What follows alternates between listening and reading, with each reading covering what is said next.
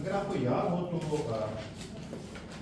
Last lecture में हमने यहाँ पे ख़त्म किया, तो थोड़ी सी डिस्कशन की थी और मैंने कहा था कि मैं आगे लेके इसी को कंटिन्यू करूँगा। अगर आपको याद हो मुझे क्विकली ज़रा समराइज कर लेते हैं हमने किया क्या था। हमने एक्चुअली एक गॉसियन वेव पैकेट लिया था।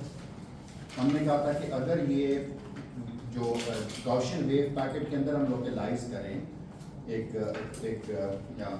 एक सोल्यूशन जो हमने लेके चले थे जिसमें कई फ्रीक्वेंसीज मौजूद थी, जिसमें पॉजिटिव और नेगेटिव एनर्जी पार्ट्स भी मौजूद थे, तो हमने कहा था कि करस्पॉन्डिंग कोएफिशिएंट कैलकुलेट करते हैं जो पॉजिटिव एनर्जी पार्ट का भी आता है और जो नेगेटिव एनर्जी पार्ट का भी आता है। तो हमने देखा था कि पॉजिटिव एनर्जी पार्ट का जो कंट्रीब्यूशन है वो U डैगर PS और W10 का मतलब है spin up in with momentum 0 है, और V डैगर का मतलब ये है कि ये वो कंपोनेंट है जो नेगेटिव एनर्जी का है और इसके डाउन कंपोनेंट, यानी अगर मैं U को मैं लिखूँ कि लेट्स से उसके ऊपर वाले दो कंपोनेंट एग्जिस्ट करते हैं तो V के नीचे वाले दो एग्जिस्ट करते हैं, आपको याद होगा।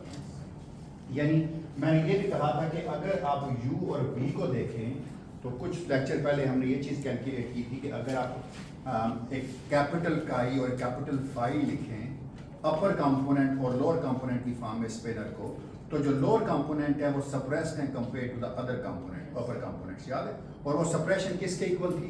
वो थी, अगर आपको याद हो तो वो सप्रेशन थी PC over E plus MC square थे।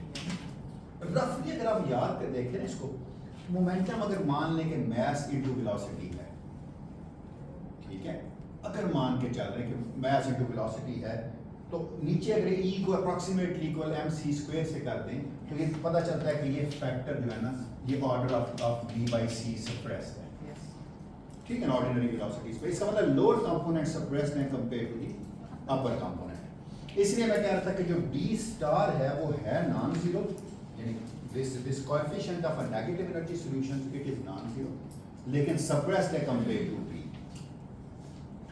और हम ये दूसरा हमने देखा था कि ये फैक्टर बड़ा इंपॉर्टेंट है, PD square over H bar square. अगर जो है आपका P स्क्वायर जो है, if P square is greater than D squared over greater than H bar squared over D squared, यानी इससे बहुत इसके उलट से बहुत बड़ा हो जाए P स्क्वायर, तो इसका मतलब है ये एक्सपोनेंशियली डिकेइंग और बड़ी क्विकली डिके कर देगा। तो लोकलाइजेशन के लिए ये कंडीशन जरूरी है। अगर यहां से आप D कैलकुलेट करें तो D should be greater than, अगर ये D ग्रेटर देन हो जाए H बार ओवर P से, तो इसका मतलब ये है कि एक तो ये भी एक्सपोनेंशियली डिकेइंग है, दूसरा ये है भी बहुत छोटा है इससे, तो उस सूरत में आप इसको इग्नोर कर सकते थे, अगर आपको याद हो। क्यों मैं कह रहा हूं कि एक तो ये सप्रेस्ड भी है, दूसरा अगर ये इससे बड़े डिस्टेंस में आप कैलकुलेट करते हैं तो एक तो ये डिके कर जाता है लोकलाइजेशन रीजन से, दूसरा ये है भी सप्रेस्ड, तो ये डिके के साथ ये डिके प्लस सप्रेस्ड है, तो इसका मतलब उस सूरत में इग्नोरेबल हो जाते हैं नेगेटिव एनर्जी सॉल्यूशंस। यानी कब इग्नोरेबल हो जाते हैं? जब जो है वो, जब आपका वेवलेंथ जो है वो ग्रेटर हो जाए H ओवर P से, या P जो है वो ग्रेटर हो जाए H ओवर लैम्डा से। यानी अगर आपका ये लैम्डा डी ब्रॉय वेवलेंथ है तो डी ब्रॉय वेवलेंथ के ऊपर नेगेटिव एनर्जी सॉल्यूशंस की कोई इंपॉर्टेंस नहीं है। लेकिन अगर आपका ये वेवलेंथ जो है, अगर आपका ये वेवलेंथ जो है ये कंपेरेबल हो जाता है, अगर ये फॉर एग्जांपल H ओवर, अगर आपका मोमेंटम जो है, अगर ये वेवलेंथ कॉम्पटन वेवलेंथ बन जाता है तो इस वेवलेंथ के ऊपर ये सॉल्यूशंस भी इंपॉर्टेंट होते हैं। तो the negative energy solutions are important at the Compton wavelength. और इसी से हमने एक चीज लास्ट टाइम करके देखी थी कि जब आप सिर्फ पॉजिटिव एनर्जी सॉल्यूशंस का करंट निकालें, सिर्फ नेगेटिव एनर्जी सॉल्यूशंस का करंट निकालें और दोनों का इंटरफेरेंस भी लें, तो उस इंटरफेरेंस के फिनोमेना को अगर आपको याद हो तो हमने कहा था कि वो कैजेटर वेव वाला यही फिनोमेना हमने कहा। तो उसका मतलब क्या होती है कि there is an oscillation probability which is non zero, और वो कब इंपॉर्टेंट होती है? अगर आपका वेवलेंथ जो है वो कॉम्पटन वेवलेंथ हो। और बाय द वे ये कोई हैरानकुन बात नहीं थी मेरे लिए, मुझे कोई गॉसियन वेव पैकेट रख के बात करने की जरूरत नहीं थी। मैं डायरेक्टली अनसर्टेनिटी से भी बात कर सकता था कि अनसर्टेनिटी प्रिंसिपल कहता है कि delta x delta p let's say is of the order of H बार। तो यहां से भी आपको पता चलता है कि अगर delta x is of the order of h bar over delta p हो जाए और ये delta p of the order of Compton wavelength हो जाए, तो once again this phenomena becomes important. तो ये वही चीज है जो आपने गॉसियन वेव पैकेट लेके x निकाला था ना h बार ओवर p, वो डायरेक्टली आप देखते हैं तो अनसर्टेनिटी से भी निकाला जा सकता था। तो क्या इससे पता चला, अगर एक वेव लोकलाइज्ड है inside the Gaussian wave packet और उसका जो d है वो बहुत बड़ा है, कॉम्पटन वेवलेंथ से कंपेरेबल टू द ब्राई वेवलेंथ हो जाता है, यानी डिस्टेंस जो है वो उस वेव का वो द ब्राई वेवलेंथ के बराबर है, तो उस सूरत में नेगेटिव एनर्जी सॉल्यूशन इंपॉर्टेंट नहीं है। लेकिन अगर वो कंपेरेबल जो हो जाता है कॉम्पटन वेवलेंथ का, तो वो उसमें नेगेटिव एनर्जी सॉल्यूशंस भी इंपॉर्टेंट है। यहां तक हम कल लास्ट लेक्चर में बात कर चुके थे। आज इसका मैं एक बड़ा इंपॉर्टेंट एक कॉन्सिक्वेंस करने जा रहा हूं। कभी आपने सोचा है कि क्या होगा अगर हम ऑर्डिनरी जो प्रॉब्लम आप करते थे क्वांटम मैकेनिक्स का, उसी प्रॉब्लम को मैं सॉल्व करूंगा लेकिन रिलेटिविस्टिक पार्टिकल्स के लिए करूंगा। सो let's consider spin zero particle, सबसे आसान चीज स्केलर पार्टिकल है। सो लेट्स थोड़ी सी ना चीजें रिवाइज कर लेते हैं। Let's consider spin zero particle. और स्पिन जीरो पार्टिकल कौन सी इक्वेशन ओबे करते हैं? Klein Gordon equation.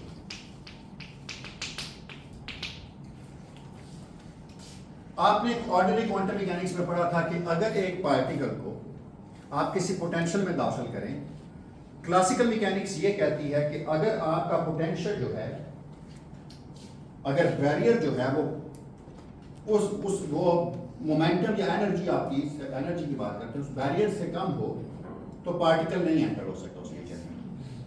लेकिन क्वांटम मैकेनिक्स कहती है नहीं, क्योंकि यहां प्रोबेबिलिस्टिक चीजें हैं।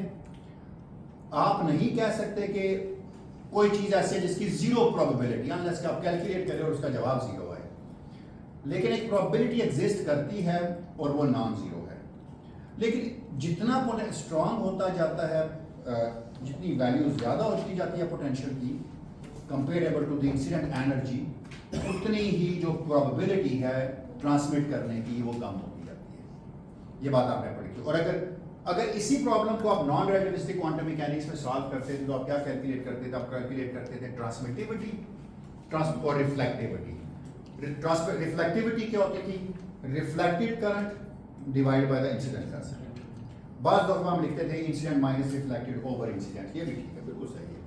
ट्रांसमिटिविटी क्या होती है? Transmitted current divide by the incident current. और आप कहते थे अगर इन दोनों को जमा किया जाए तो सब कुछ शामिल होगा, क्योंकि टोटल प्रोबेबिलिटी हमेशा 1 होती है। बिल्कुल सही, पूरी क्वांटम मैकेनिक्स हम इसी पे बिल्ड करते हैं। फर्क सिर्फ इतना होता था कि ट्रांसमिटिविटी भी लेस देन 1 होती थी और रिफ्लेक्टिविटी भी लेस देन 1 होती थी, और दोनों मिलके जो जवाब देते थे वो 1 देते थे। Let's do this exactly the same problem with a relativistic particle. फर्क क्या है? सिर्फ और सिर्फ मोमेंटम का फर्क है ना, या दूसरा क्या फर्क है? वेवलेंथ का फर्क है कि जी जो नॉन रिलेटिविस्टिक फिनोमेनास होते हैं वो डीब्राई वेवलेंथ पे होते हैं, और जो रिलेटिविस्टिक फिनोमेनास होते हैं वो complement. So let's talk about the relativistic particle.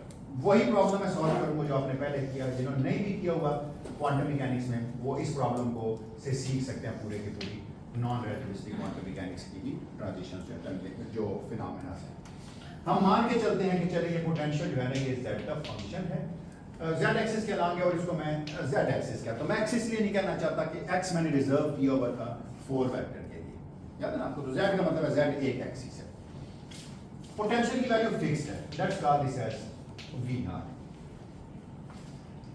अब इसके ऊपर मैं एक पार्टिकल अगर फेंकूं, एक पार्टिकल क्या है? एक वेव है, तो क्या होगा? इसको मैं कह देता हूं, let's call this as region 1 and let's call this as region 2। थोड़ा सा रीजन 1 और रीजन 2 को लिख लेते हैं कि हैं क्या।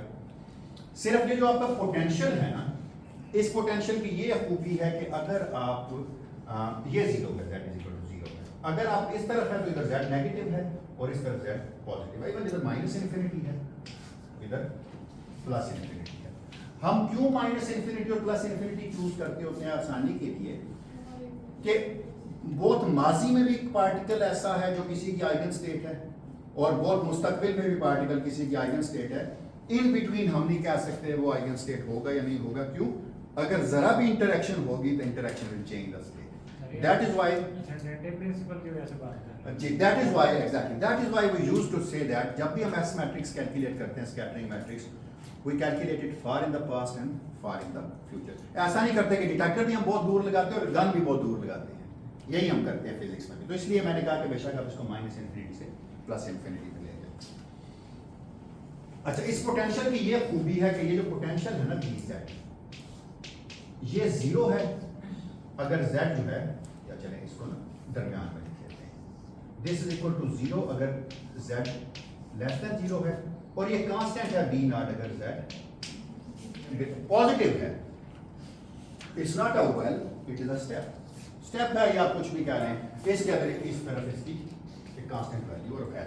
जब भी z जीरो से बड़ा है तो ये इंफिनिटी तक यही है, एक फिक्स पोटेंशियल में। एक पार्टिकल एंटर होगा तो उसको बार बार जॉइंट्स नहीं लगेंगे, वो एक ही पोटेंशियल में अपने आप को एक स्टेडी पोटेंशियल फील करेगा। प्रॉब्लम विल बिकम कॉम्प्लिकेटेड अगर ये v नॉट की बजाय v z हो जाता, प्रॉब्लम कॉम्प्लिकेटेड होता, लेकिन मैं अपने आप को एक आसान प्रॉब्लम के ऊपर रखना चाहता हूँ। अच्छा, आपको याद है कि मैंने कहा था कि अगर पोटेंशियल होते हैं तो मोमेंटम में वेक्टर पोटेंशियल आता है और टाइम कंपोनेंट में स्केलर पोटेंशियल आता है, याद है ना आपको? तो हमने कहा था आप लिख सकते हैं, so the Klein Gordon equation in the presence of a vector potential A mu is iota d mu। अच्छा, मैं एक बात आज आसानी के लिए कर रहा हूं क्योंकि इस कैलकुलेशन में मुझे इन चीजों से जान छुड़वानी है। एक यूनिट चार्ज है, चार्ज से भी जान छुड़ा लेनी है मैंने। कौन बार बार लिखता रहे, minus iota d mu minus e by c a mu psi minus, sorry इसका स्क्वायर है minus m square psi is equal to zero. यही इक्वेशन थी ना। अगर आप इस इक्वेशन को देखें ना, तो अगर आप इसको जीरो पुट कर दे तो वो टिपिकल क्लाइन गॉर्डन इक्वेशन बन जाता, ठीक है ना ये चीज। अच्छा, इसमें मैं चार्ज को भी वन कर दूंगा और सी को भी वन कर दूंगा। पहले रीजन वन में देखें। अच्छा, जो ए म्यू है ना, इसकी खूबसूरती ये है कि A mu has a scalar part A zero and it has a vector part. लेकिन हमारे केस में ए वेक्टर मैंने जीरो लिया हुआ है और ए जीरो को मैंने v ऑफ z कहा हुआ है, जो v नॉट है या जीरो है। यही बात है ना। पहले यहाँ तो कोई सवाल तो नहीं, प्रॉब्लम समझ आ गया कि क्या है। प्रॉब्लम ये है कि पार्टिकल एक पोटेंशियल में एंटर होना चाह रहा है, एक ऐसी जगह से जहां कोई पोटेंशियल नहीं। सो इसी चीज को कहते हैं कोवेरिएंट डेरिवेटिव। अब मैंने गेज इनवेरिएंस नहीं कराई आपको, आगे चलकर मैं कराता। इस फील्ड को कहते हैं कंपनसेटिंग फील्ड, क्योंकि ये जो चीजें डेरिवेटिव लेने से आती हैं किसी लोकल फेज का, ये इस तरह ट्रांसफॉर्म होता है कि उस चीज की चेंज को खत्म कर दे, ताकि क्योंकि इधर तो जीरो है ना, तो ताकि वो चीज खत्म हो जाती। That is why this a mu is known as a compensating field, या इसको कहते हैं गेज। जो चीजें इसको तब्दील करने से, अगर फॉर एग्जांपल फाई के अंदर मैं कोई चीज डालता e to the power iota alpha x, तो मुझे पता है डी म्यू लेने से डी म्यू अल्फा भी होता, तो मैं ए को इस तरह ट्रांसफॉर्म करता कि वो एक्स्ट्रा टर्म कैंसिल हो जाती, ठीक है। तो इस that's why it is known as a compensating field. अच्छा चलिए, रीजन 1 में कौन बताएगा क्या होगा?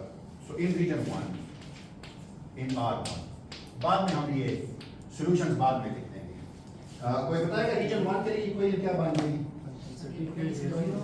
हाँ, ये पोटेंशियल जीरो हो जाएगा और क्लाइन गॉर्डन इक्वेशन में क्या आ जाएगा फिर इसका मतलब this is becomes minus d2 by dt square,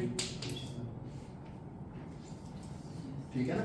आपको पता नहीं होता है डी म्यू एक माइनस साइन पी डेल के साथ वैसे भी आता था, वो आयोटा स्क्वायर वाले साइन की वजह से प्लस हो जाएगा, plus del square minus m square into psi equal to 0। Agree करते हैं मेरी इस बात से? Yes sir. कौन बताएगा रीजन 2 में क्या होगा? What happens in R? Time वाले पार्ट में लग सकता है डिफरेंशियल एग्जैक्टली कोई बिल्कुल सही है। हम ये लिख सकते हैं कि iota d by d t minus we not minus del squared minus m squared pi. मैंने जानबूझ के इस तरह लिखा है ताकि आपको पता चल जाए कि जीरो कंपोनेंट जीरो कंपोनेंट में ऐड होता है और वेक्टर कंपोनेंट वेक्टर कंपोनेंट। दो फोर वेक्टर्स उसी तरह ऐड होते हैं जिस तरह ऑर्डिनरी वेक्टर्स ऐड होते हैं कि सेम कंपोनेंट्स ऐड हो जाते हैं। अच्छा, आप क्या मानते हैं कि ये फाई और ये फाई सेम होंगे? डेफिनेटली नहीं सेम होंगे ना। तो कोई आप में से मुझे सॉल्यूशन दिखा सकता है इस इक्वेशन का? वो स्क्वायर नहीं लिखा, बिल्कुल ये जरूरी था वरना तो ये गलत हो जाता। शुक्रिया। कोई मुझे सॉल्यूशन दिखा सकता है आप में से? देखें बिल्कुल सही। यहां पर एक इंपॉर्टेंट चीज है, यहां पर आपके पास सॉल्यूशन ऐसा भी हो सकता था जो e to the power minus iota e t plus p z होता, या e to the power minus iota e t minus p z होता। क्यों? क्योंकि सॉल्यूशन तो पॉजिटिव और नेगेटिव दोनों, क्योंकि सेकंड ऑर्डर डिफरेंशियल इक्वेशन है ना, इसके दोनों सॉल्यूशन हो सकते थे। मैं इनमें से सिर्फ एक सॉल्यूशन चूज करूंगा। मैं ये मान के चलूंगा कि लेट्स टेक, ये एक इंपॉर्टेंट कॉन्सेप्ट था कि मैं क्यों एक लेके चलता हूं अभी solution. Take a positive energy, take a positive energy solution, क्योंकि ये हमारी इनिशियल कंडीशन है, जो मर्जी डाल दूं मैं। Take a positive energy solution, ठीक है, for a particle coming from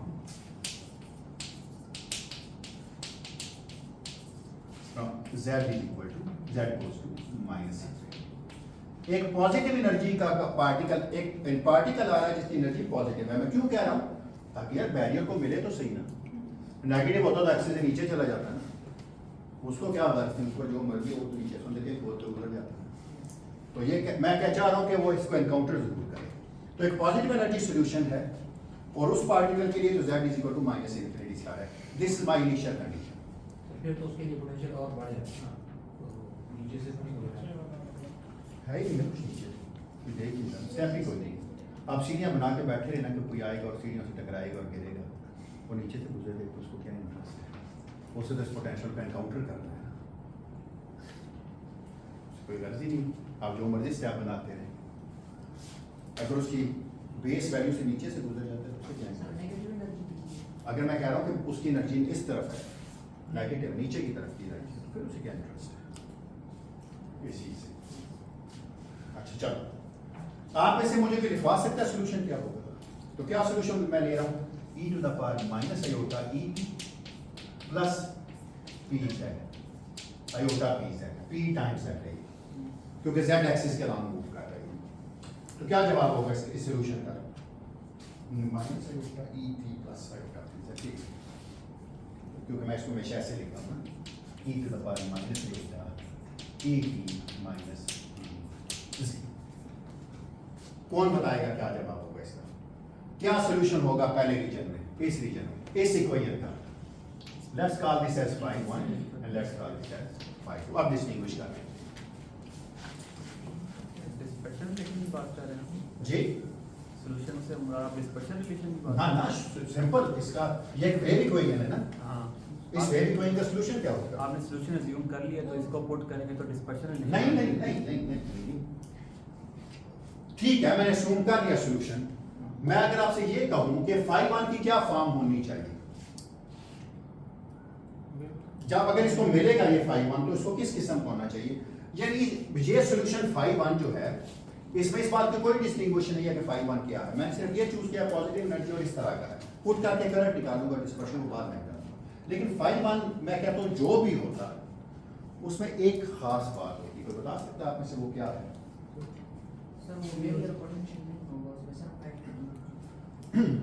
मैं एक वैल्यू रखता हूं phi 1, मैं कहता हूं कोई कोई कोई फंक्शन है, जरा देखिएगा e टू द पावर, मैं नहीं कह रहा ना कि ये तो मैं फार इन द पास्ट सपोज किया था ना, ये तो चलता चलता यहां तक आएगा ना, जो जो करीब आता जाएगा कुछ ना कुछ तो इसके साथ होगा ना।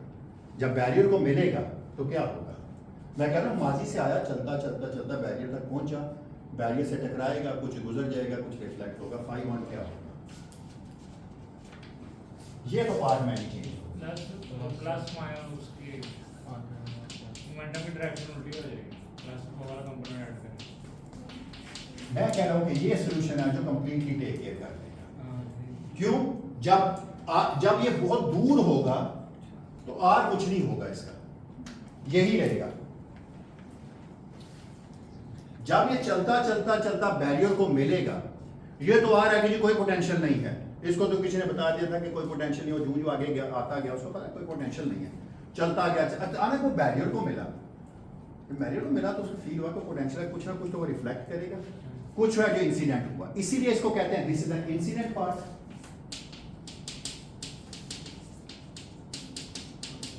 एंड दिस इज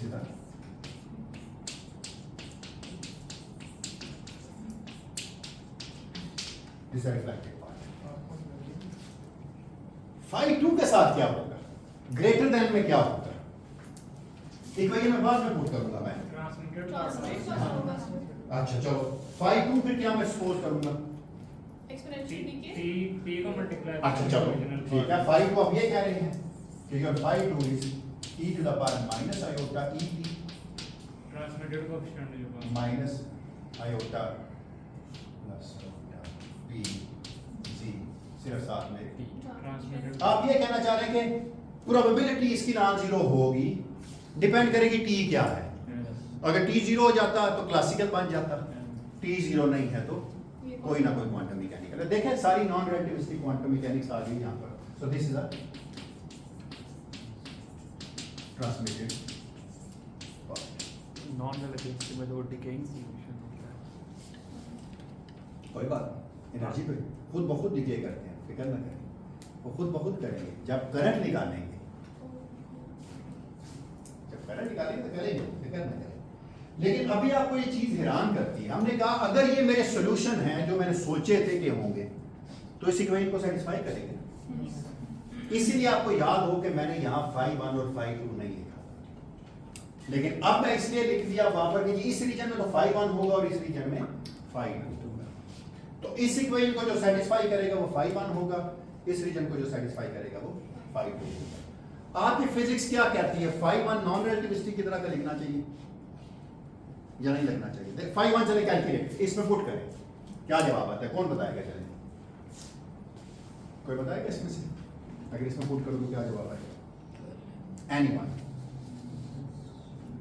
चलो पुट कर दें यार। Let's take minus d2 by dt square, minus d2 by dt square plus phi.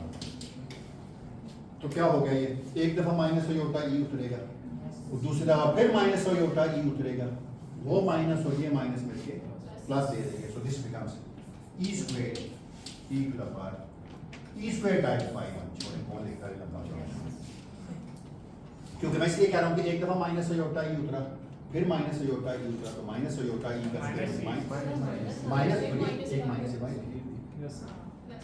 ये माइनस फाइव इसलिए लिखे ना। अच्छा, माइनस डेल स्क्वायर क्या होगा? Plus del square, del square phi one क्या होगा?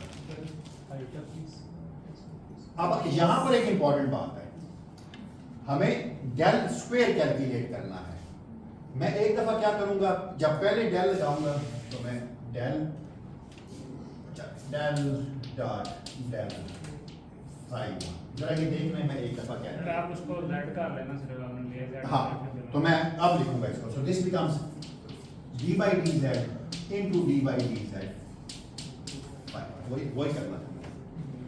जब एक दफा z के हिसाब से डिफरेंशिएट करूंगा तो यहां से आयोटा p उतरेगा, तो ये क्या आ गया? एक दफा z के हिसाब से, तो d by dz of iota p into e to the power minus iota e t times e to the power iota p z p into z plus r minus, this is ये point, the minus r e to the power minus iota p n z।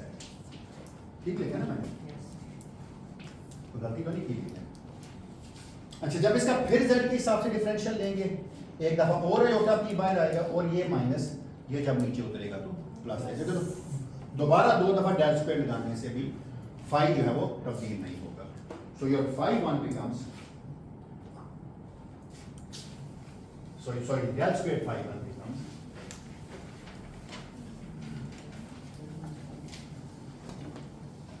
अगर please कोई गलती हो या कोई सवाल हो तो बिल्कुल रोक के पूछ सकते। सो my del square phi 1 becomes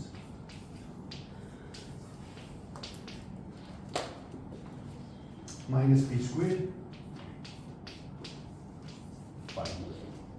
अच्छा, प्रॉब्लम ये है कि इसको 4 वेक्टर में समझ लीजिएगा, ठीक है। ये p है बस, इसके नीचे छोटा z लिख लेते तो मसला हल हो जाता, लेकिन मैंने कहा इतना बार बार लिखना पड़ेगा। ये p square is not a 4 vector, तो अगर आप इजाजत दें चले पता आपको 4 वेक्टर। अच्छा, जब वापस इसमें पुट करेंगे तो क्या जवाब आ जाएगा? वो 3 डेरिवेटिव ले रहे हैं ना, तो उससे पता लग ही रहा है 3। मैं तो एक ही ले रहा हूँ Exactly, एग्जैक्टली, बिल्कुल। ये मैंने कहा कि वो क्योंकि हमने रिजर्व रखी हुई है ना नोटेशन, तो अगर कोई पहली दफ़ा देखा तो उसे थोड़ी दिक्कत होती है। तो यहाँ पर ये याद रखिएगा कि यहाँ P square is by definition is P Z vector, P Z mod लगा लेते हैं। हमें ये पता है मॉड लेते हैं जब तो फिर मसला हल हो जाता है। पी जेड स्क्वायर मॉड ना लगाएं, क्योंकि कहीं ना कहीं नेगेटिव साइन भी दे सकता है, वो भी आता हूँ उसमें। दिस इज पी जेड, ये उसका एक कंपोनेंट है जो z एक्सिस लगाएंगे, 3 वेक्टर था। अच्छा, तो फिर इक्वेशन 1 क्या वो होगी? सो दिस इंप्लाइज R1 में क्या हो जाएगा? रीजन 1 में इसकी जगह आ गया e स्क्वायर्ड आपने बताया है, और इसकी जगह minus p squared. So e squared minus p squared minus m squared phi 1 is equal to 0. So this implies e is equal to plus minus b squared plus m squared, perfectly fine, कोई issue ही नहीं है। यही relativistic quantum mechanics कहती है कि अगर एक particle हो जो फ्री हो तो उसकी एनर्जी हमेशा p square plus m square square root होगी प्लस माइनस। लेकिन मैं सिर्फ और सिर्फ ये चूज करूंगा, but in our case e is equal to p squared plus m squared square root. क्यों मैं कह रहा हूं कि ये नेगेटिव साइन मैंने थ्रो अवे कर दिया? क्योंकि मेरी assumption थी कि रीजन 1 में मैं सिर्फ पॉजिटिव एनर्जी सॉल्यूशन लेके चला, मैं उसको वायलेट नहीं करना चाहता, मैं करना ही चाहता, ठीक है। अच्छा, इसके बारे में क्या कहते हैं? कोई आप में से मुझे कैलकुलेट कराएगा ये?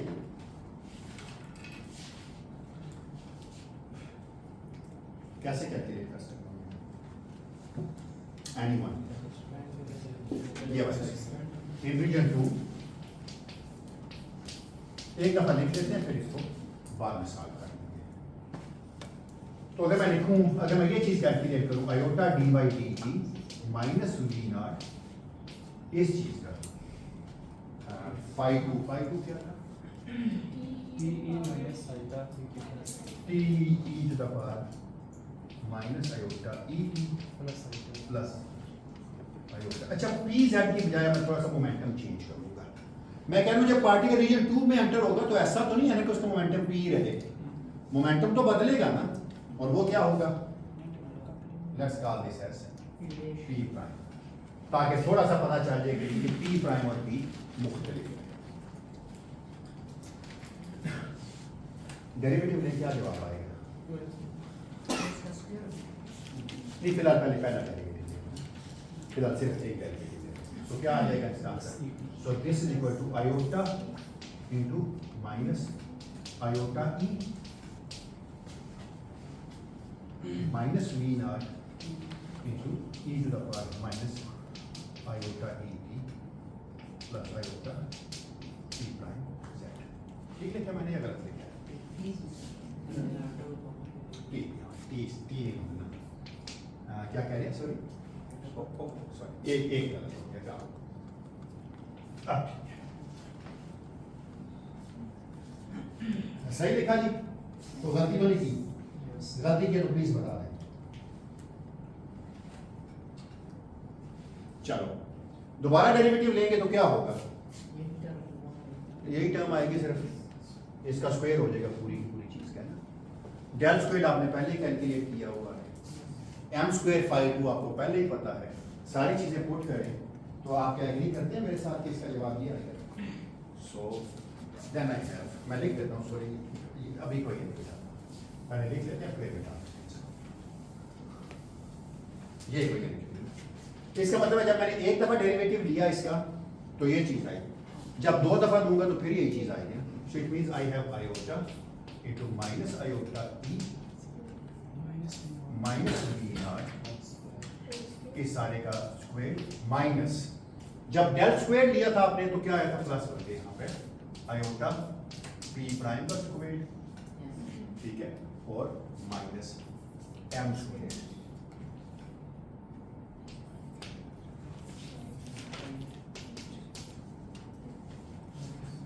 अब एक चीज आपको हैरान करेगी, जरा देखिए, अब इसको खोलने जरा क्या जवाब आता है?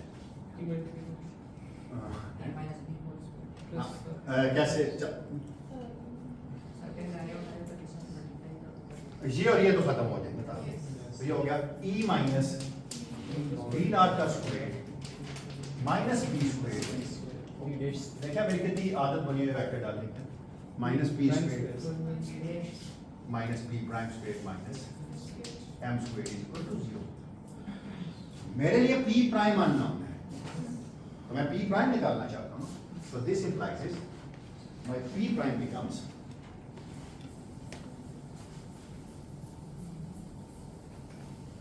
so p prime is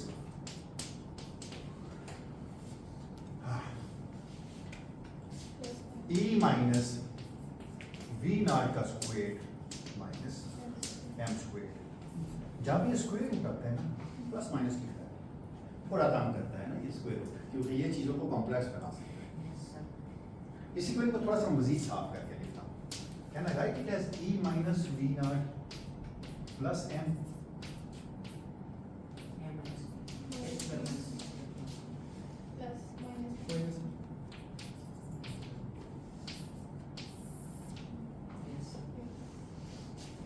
एक कंडीशन आ गई आपके पास, इसकी तो खैर थी, अगर e minus we naught m से बड़ा होता तो खैर थी, इसकी भी खैर थी। अगर e minus we naught m से छोटा हो जाता इसकी तो खैर थी, इसका मसला था p प्राइम वाला। p prime becomes complex imaginary, purely imaginary. अगर ये इमेजिनरी होता तो ये एक्सपोनेंशियली डिके कर देगा। तो it has perfectly fine exact behaviour जो हम एक्सपेक्ट करते हैं। ये डिपेंड करता है कि एनर्जी वी नॉट से बड़ी है, कितनी बड़ी है। गुड, सिर्फ एक फायदा था श्रोडिंगर इक्वेशन में h bar square over 2m del square आता था, कहीं m और कहीं नहीं आता था उठा के। यहाँ पर m जो है ना वो साथ में बराबर शरीक है, एक ही जगह पे आता है, m स्क्वायर उनके साथ में आता है, तो एक है। इसका मतलब मुख्तलिफ कंडीशंस लगानी पड़ेगी मुझे इनके ऊपर, ठीक है, कि मैं अगर p प्राइम का साइन मैं अभी तक नहीं बताना चाह रहा कि क्या है, क्योंकि p prime can be plus और माइनस एनीथिंग। इसका साइन तो मैंने फिक्स कर दिया था e का, यहां p प्राइम का साइन मैंने फिक्स नहीं अभी तक किया कि p प्राइम का साइन क्या होना चाहिए, आया कि पॉजिटिव होना चाहिए या नेगेटिव होना चाहिए। इसको मैं फिक्स करूंगा फ्रॉम द क्लासिकल आर्गुमेंट, अभी मैं उस पर आता हूं। So p prime can be positive, can be negative, can be real, can be complex, so can be purely imaginary, pure real, pure imaginary, pure का लफ्ज़ लगा लेते हैं, वैसे भी हमें प्योर का बड़ा शौक है। चलिए, तो चलिए कुछ उससे पहले कुछ डिस्कशंस करते हैं पोटेंशियल के बारे में, जो मैंने लिख के रखी हुई है। मैं लेट मी ड्रॉ इट। मैं ये मान के चलता हूं कि चलें ये ठीक है पोटेंशियल इधर। सबसे पहली कंडीशन ये है कि वीक पोटेंशियल है। वीक पोटेंशियल का मतलब क्या है कि वी नॉट जो है, इसे देखें V naught, so let's consider, पहले इजीएस्ट केस करें, लेट्स कंसीडर वीक पोटेंशियल। मैं ड्रा करता हूं जरा वीक पोटेंशियल से क्या मुराद है। वीक पोटेंशियल से मुराद है मेरी कि V naught is less than E minus M.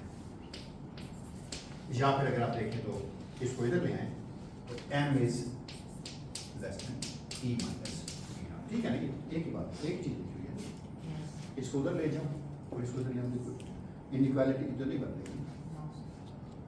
अगर मैं इस कंडीशन पे होता हूं कि e जो है v not e minus m से छोटा है, v नॉट किससे छोटा है? e माइनस m से। इसका तो कोई प्रॉब्लम नहीं है, तो ऑलरेडी e प्लस m है। इसमें था e माइनस m, इसमें e माइनस m था ना, इस टर्म को देखें ना, this is e minus m minus v naught. अब अगर v not e minus m से छोटा है तो कोई बात नहीं, ये पॉजिटिव है। Overall this is positive. Clear होगी ये बात? नहीं, क्योंकि इसका तो मसला नहीं है, क्योंकि ये तो e प्लस m है ऑलरेडी। अगर ये e माइनस m से छोटा है तो e प्लस m से तो डेफिनेटली छोटा ही होगा। यहां पर ये है कि e माइनस m से अगर v नॉट छोटा है तो इसका मतलब है ये टर्म ओवरऑल पॉजिटिव है। अगर ये टर्म ओवरऑल पॉजिटिव है तो इसका मतलब क्या होगा कि ये जो है ये एक ओवरऑल पॉजिटिव होगी, तो इसका मतलब है तो this implies is p prime is real. अभी अब प्लस है माइनस है उसकी बात ही नहीं कर, क्योंकि इसका मतलब square root is positive, so once the square root is positive so this is real. तो मैं एक लाइन ड्रॉ कर लेता हूं, मैं कहता हूं कि ये वो लाइन है जिसमें e जो है वो v से कम है, या v जो है वो e माइनस m से कम है। तो this is a line of e minus m। अगर c स्क्वायर करना चाहते हैं, c को 1 लिया, वरना this is line of e minus m c square, लेकिन c को हमने 1 लिया। सो यहां इससे नीचे नीचे क्या है आपके पास? Week potential. और ये बराबर हो जाता है तो ये जीरो हो जाता है, रियल था जाके जीरो हुआ। अच्छा चले, एक यहां पर कोई सवाल हो किसी का प्लीज? ये स्टेप क्लियर है? कैसे किया मैंने ये चीज क्लियर? जीरो अगर उसमें तो मसले कुछ नहीं, तो ये था ही ना, हो नहीं सकता।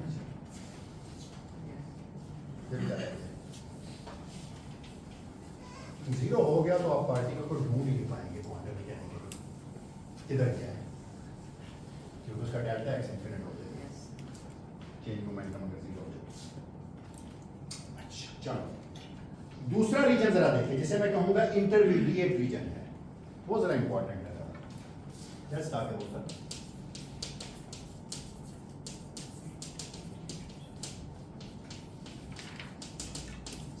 इंटरमीडिएट रीजन क्या है?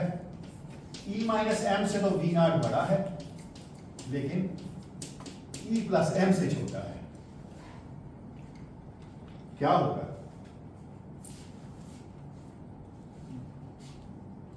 अच्छा इसको बड़ा आसान मान पता कैसे लिखते हैं इस वाली चीज को?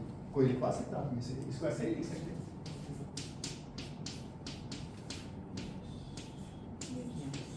और मतलब ये तो प्लस माइनस है। कोई बता सके इस सूरत में क्या होगा? एक ये लिखी हुई आपके सामने है? देखें क्या होगा। इसका तो मसला नहीं है, इसका तो कोई प्रॉब्लम नहीं है। इसको देखें, e माइनस m से v नॉट बड़ा है, so this becomes overall, this term becomes overall negative. जब ये नेगेटिव बन जाएगी तो p prime becomes iota something, इसे लिखा जाता है in this region p prime is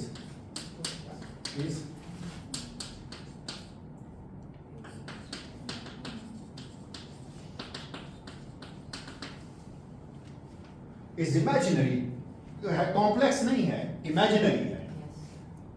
मैं पहले कॉम्प्लेक्स लेके कैलकुलेशन कर रहा था काफी देर से, कॉम्प्लेक्स मतलब नहीं है, कॉम्प्लेक्स में दोनों पार्ट हो सकते हैं, प्योरली इमेजिनरी। चलो, और स्ट्रॉन्ग पोटेंशियल, इसका मतलब है मैंने क्या किया, मैंने एक रीजन चूज किया जिसकी लोअर लिमिट तो ये है, लेकिन अपर लिमिट क्या है? e प्लस m है। अगर पार्टिकल इसके दरमियान में रहता है किसी भी जगह पे तो वो इंटरमीडिएट रीजन है, इंटरमीडिएट पोटेंशियल रीजन है। और अगर e प्लस m से बड़ा हो जाएगा तो क्या होगा? हाँ बताएं। अगर इससे भी मैं ऊपर चला जाऊं, अगर ये दूसरा रीजन था मेरे पास, this was my second option and my third is my strong potential, सबसे ज्यादा प्रॉब्लमैटिक। क्या मतलब है इसका? e प्लस m से भी बड़ा हो जाएगा।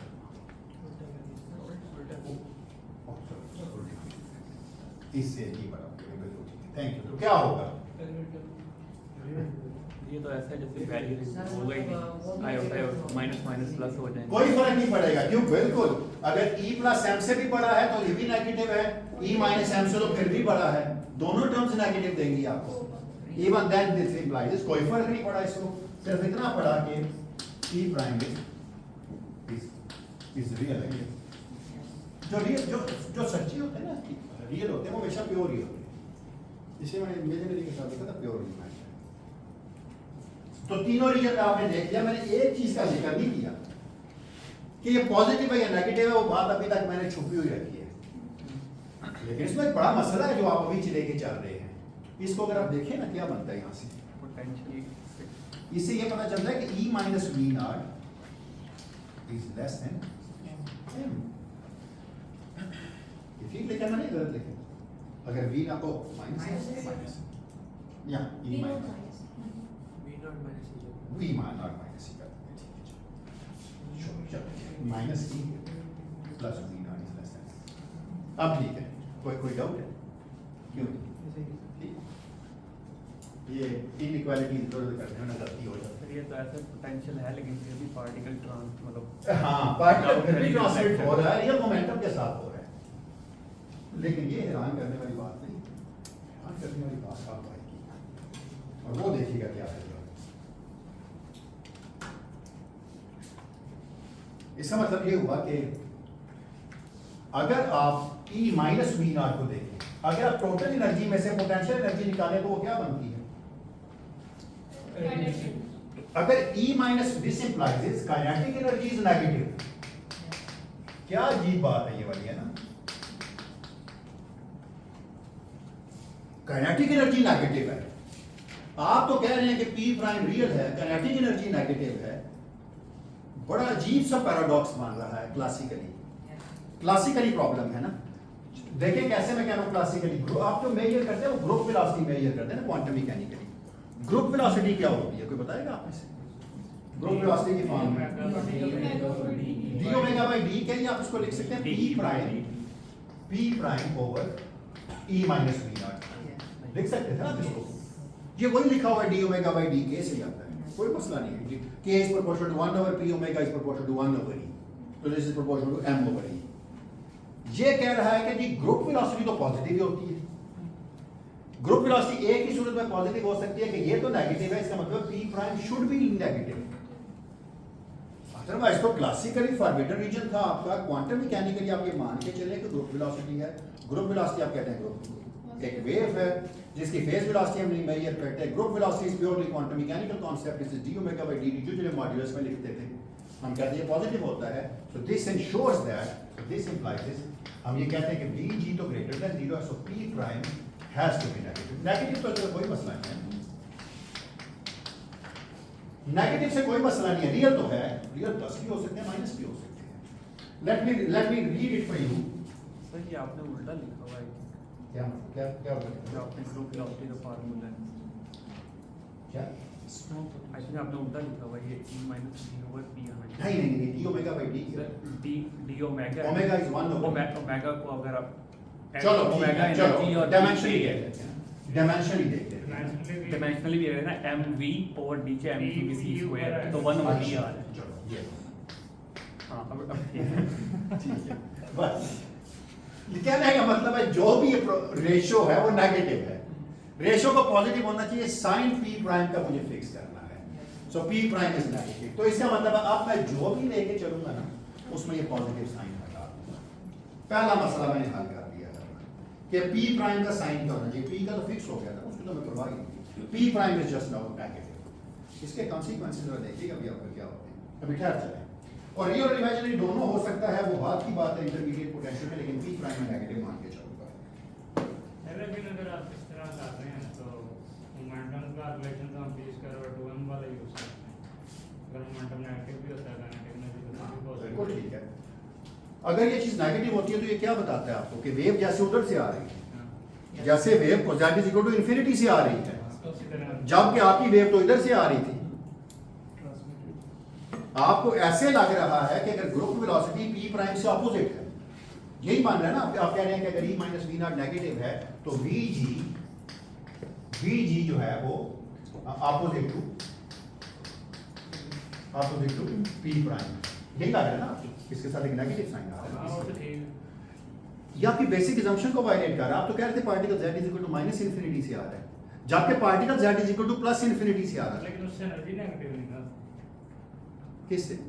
नहीं, ये स्क्वायर में है ना, एनर्जी तो नहीं है ना, ये है ना, ये कंडीशन आपकी p वो p नहीं है जो आप कह रहे हैं p स्क्वायर ओवर 2 है। No it is not p square over 2, no it is e square minus p square. Kinetic energy पे वो वाला फार्मूला नहीं लगेगा।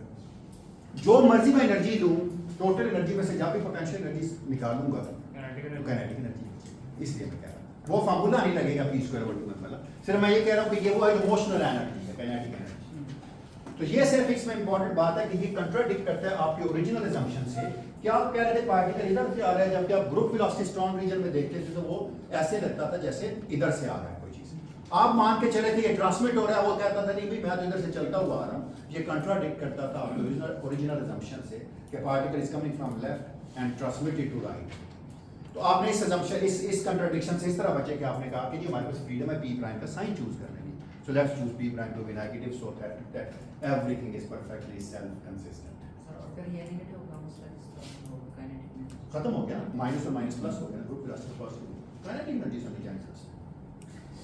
चलो इंटरेस्टिंग है सर बी प्राइम के केस में रियल था ना पी प्राइम जी, p प्राइम रियल है, कॉम्प्लेक्स है तो अभी। फिर पॉजिटिव पार्ट में ध्यान आ सकते हैं बी प्राइम के केस में अब पॉजिटिव एक चीज प्लस से होता भी हो सकता है, माइनस से होता है किसी चीज, ये प्लस माइनस तो बाहर है ना उससे, ये तो प्लस माइनस है, ये तो अंडर से बाहर है ना।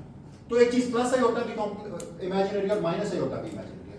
तो यहाँ जो भी चीज आती है या तो प्लस आयोटा टाइम समथिंग हो सकती है या माइनस आयोटा, उससे कोई फर्क नहीं था। लेकिन यहाँ p प्राइम रियल है, लेकिन रियल था तो लेकिन साइन का मसला भी बचा था। तो साइन हमने इस तरह फिक्स किया कि ओरिजिनली हम मान के चले थे particle positive z is equal to minus infinity से आ रहा है, ये बता रहा था पार्टिकल की ग्रुप वेलोसिटी जो z is equal to infinity वाली अपोजिट टू p प्राइम जो हम मान के चल रहे थे उससे। सारा आर्गुमेंट करिएगा कैसे पता चल रहा है तो क्योंकि v और p प्राइम का साइन डिफरेंट था ना, ये माइनस था ना। अच्छा ये देखो इस तरह लिखो, ये vg is proportional to minus v, ये देखो वीजी आपने पॉजिटिव करना है, ये क्या है?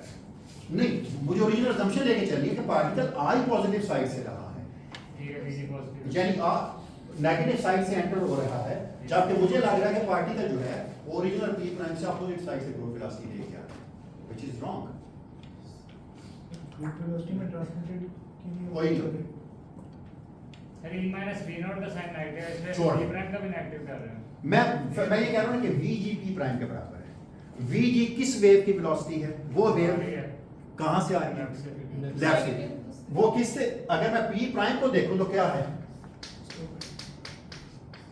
माइनस vg है, माइनस तो ले जाऊं ना।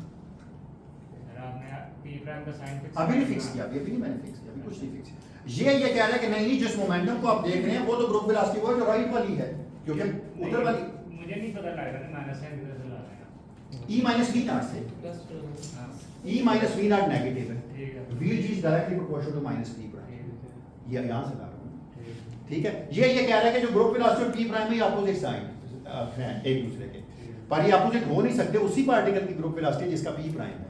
तो आप कहते हैं एक ही सूरत हो सकती है कि p प्राइम का साइन क्योंकि यहाँ दोनों थे, क्योंकि ये रिलेटिविस्टिक रिलेशन था, तो मैं अब नेगेटिव चूज करूंगा। क्यों नेगेटिव चूज करूंगा?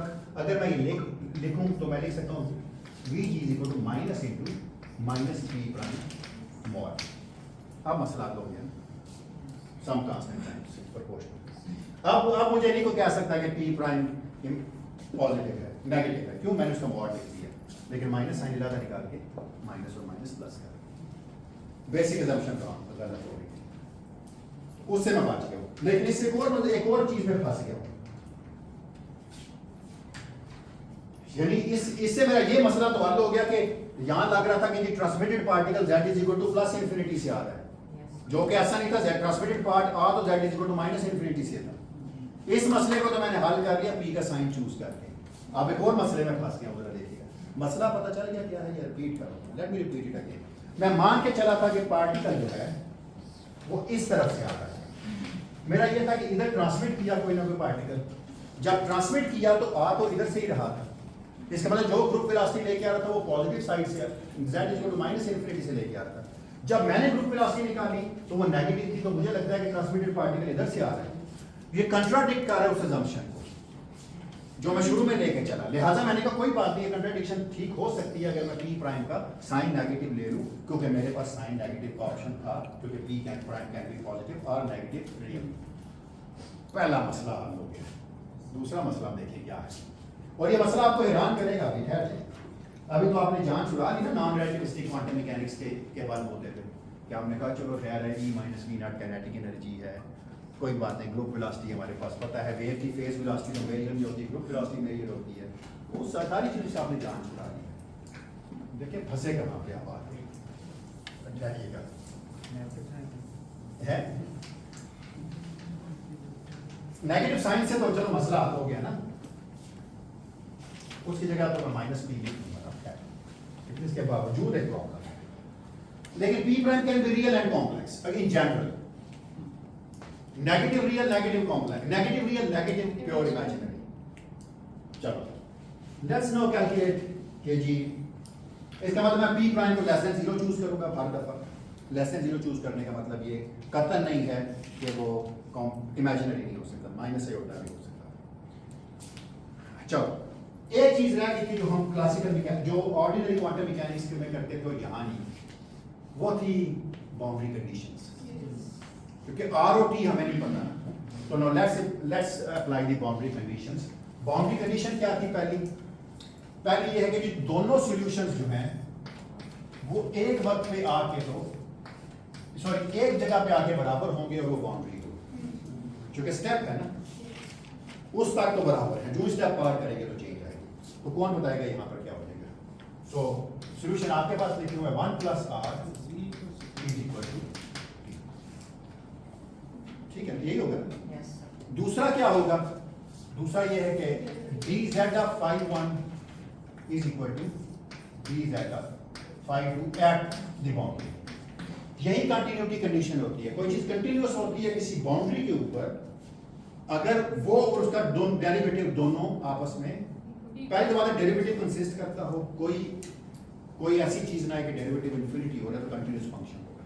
तो बाउंड्री कंडीशन पे ये दोनों अगर बराबर है तो इनके डेरिवेटिव भी बराबर होंगे। क्या आएगा जवाब? कोई बता सकता है? मेरे पास तो phi 1 phi 2 नहीं लिखा हुआ, आपके पास लिखा हुआ है। एक तरफ p आएगा, एक तरफ p प्राइम आएगा, कुछ ना कुछ आएगा।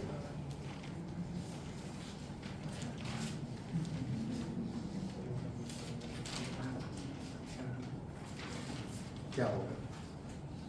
थोड़ा सा काम आपको करना पड़ेगा, तो ठीक है।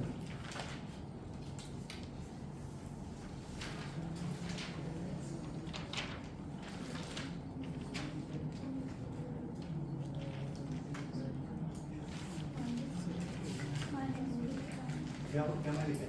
क्या होगा? हाँ बोले कुछ। हाँ क्या आएगा सही यहाँ पर? सो दिस इम्प्लाइज क्या आएगा जी जवाब में? फाई क्या था? फाई 2 क्या था? t e to the power minus iota e minus iota p prime नहीं होती तो p प्राइम नेगेटिव है ना, p प्राइम लेस देन 0 है ना, तो p प्राइम लेस देन 0 तो मैं उसकी जगह ये लिख देता हूँ। चलो तो यहाँ क्या जवाब आ जाएगा? यहाँ से यहाँ क्या आएगा? 1 minus r is equal to 0 put कर दिया, इज इक्वल टू t ठीक लिखना है, वो आयोटा वाले पार्ट तो कैंसिल ही हो जाएंगे। और मैं वही करने लगा हूँ, यहाँ पर p आ जाएगा, सॉरी आर पी प्राइम दोनों से पी जी पी दोनों के साथ क्या पाँच क्या दोबारा लिख लें, डेरिवेटिव करनी पड़ेगा मुझे।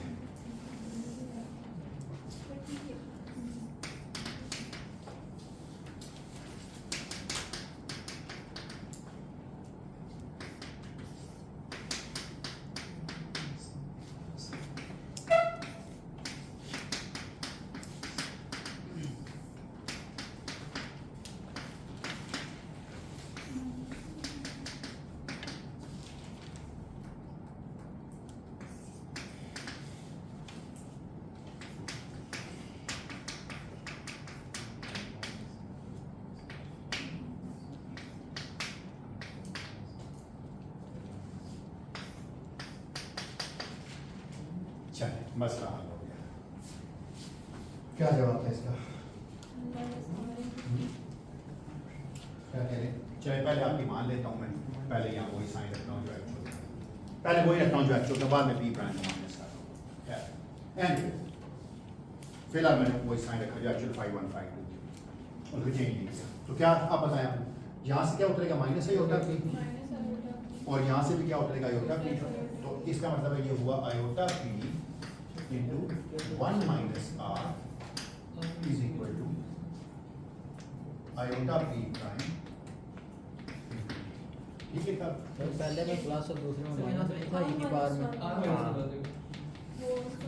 डेरिवेटिव से लेके आपने पहले एक्सप्रेशन डेरिवेटिव से यहाँ माइनस आएगा और यहाँ माइनस वन प्लस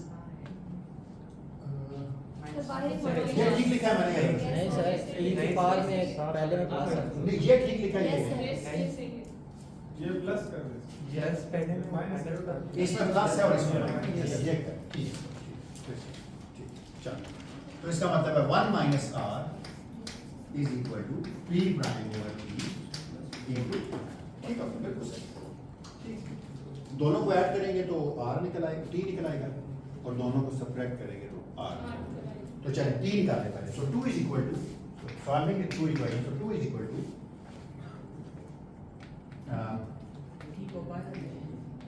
क्या कहें, 1 plus P prime over P into T. So this implies that t becomes p over p plus p prime।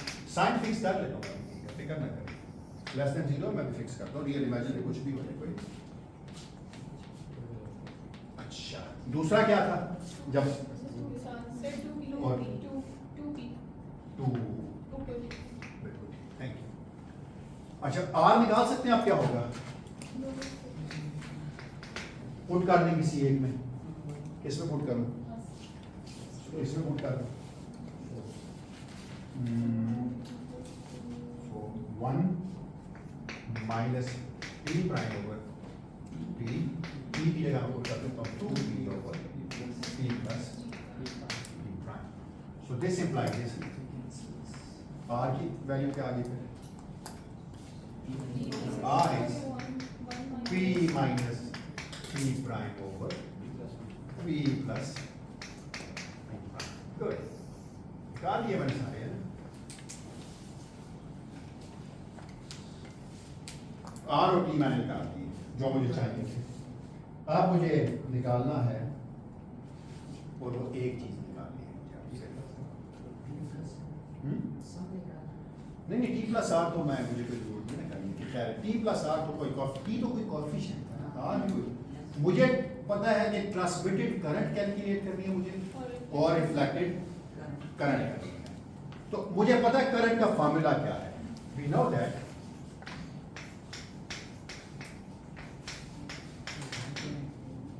जे किससे इक्वल होता है? आपको याद है ना, H bar over 2m iota 5 star delta 5 minus 5 delta 5 star. तो कोई बात नहीं, आपने ट्रांसमिटेड करंट निकालनी है तो क्या हो जाएगा 5 स्टार की जगह क्या होगा? कोई कौन निकलवाएगा मुझे ट्रांसमिटेड करंट की? जब पहले इंसिडेंट करंट कोई निकलवा दे, सबसे आसान। What is the incident current? J I. आपको पता है इंसिडेंट पार्ट क्या था?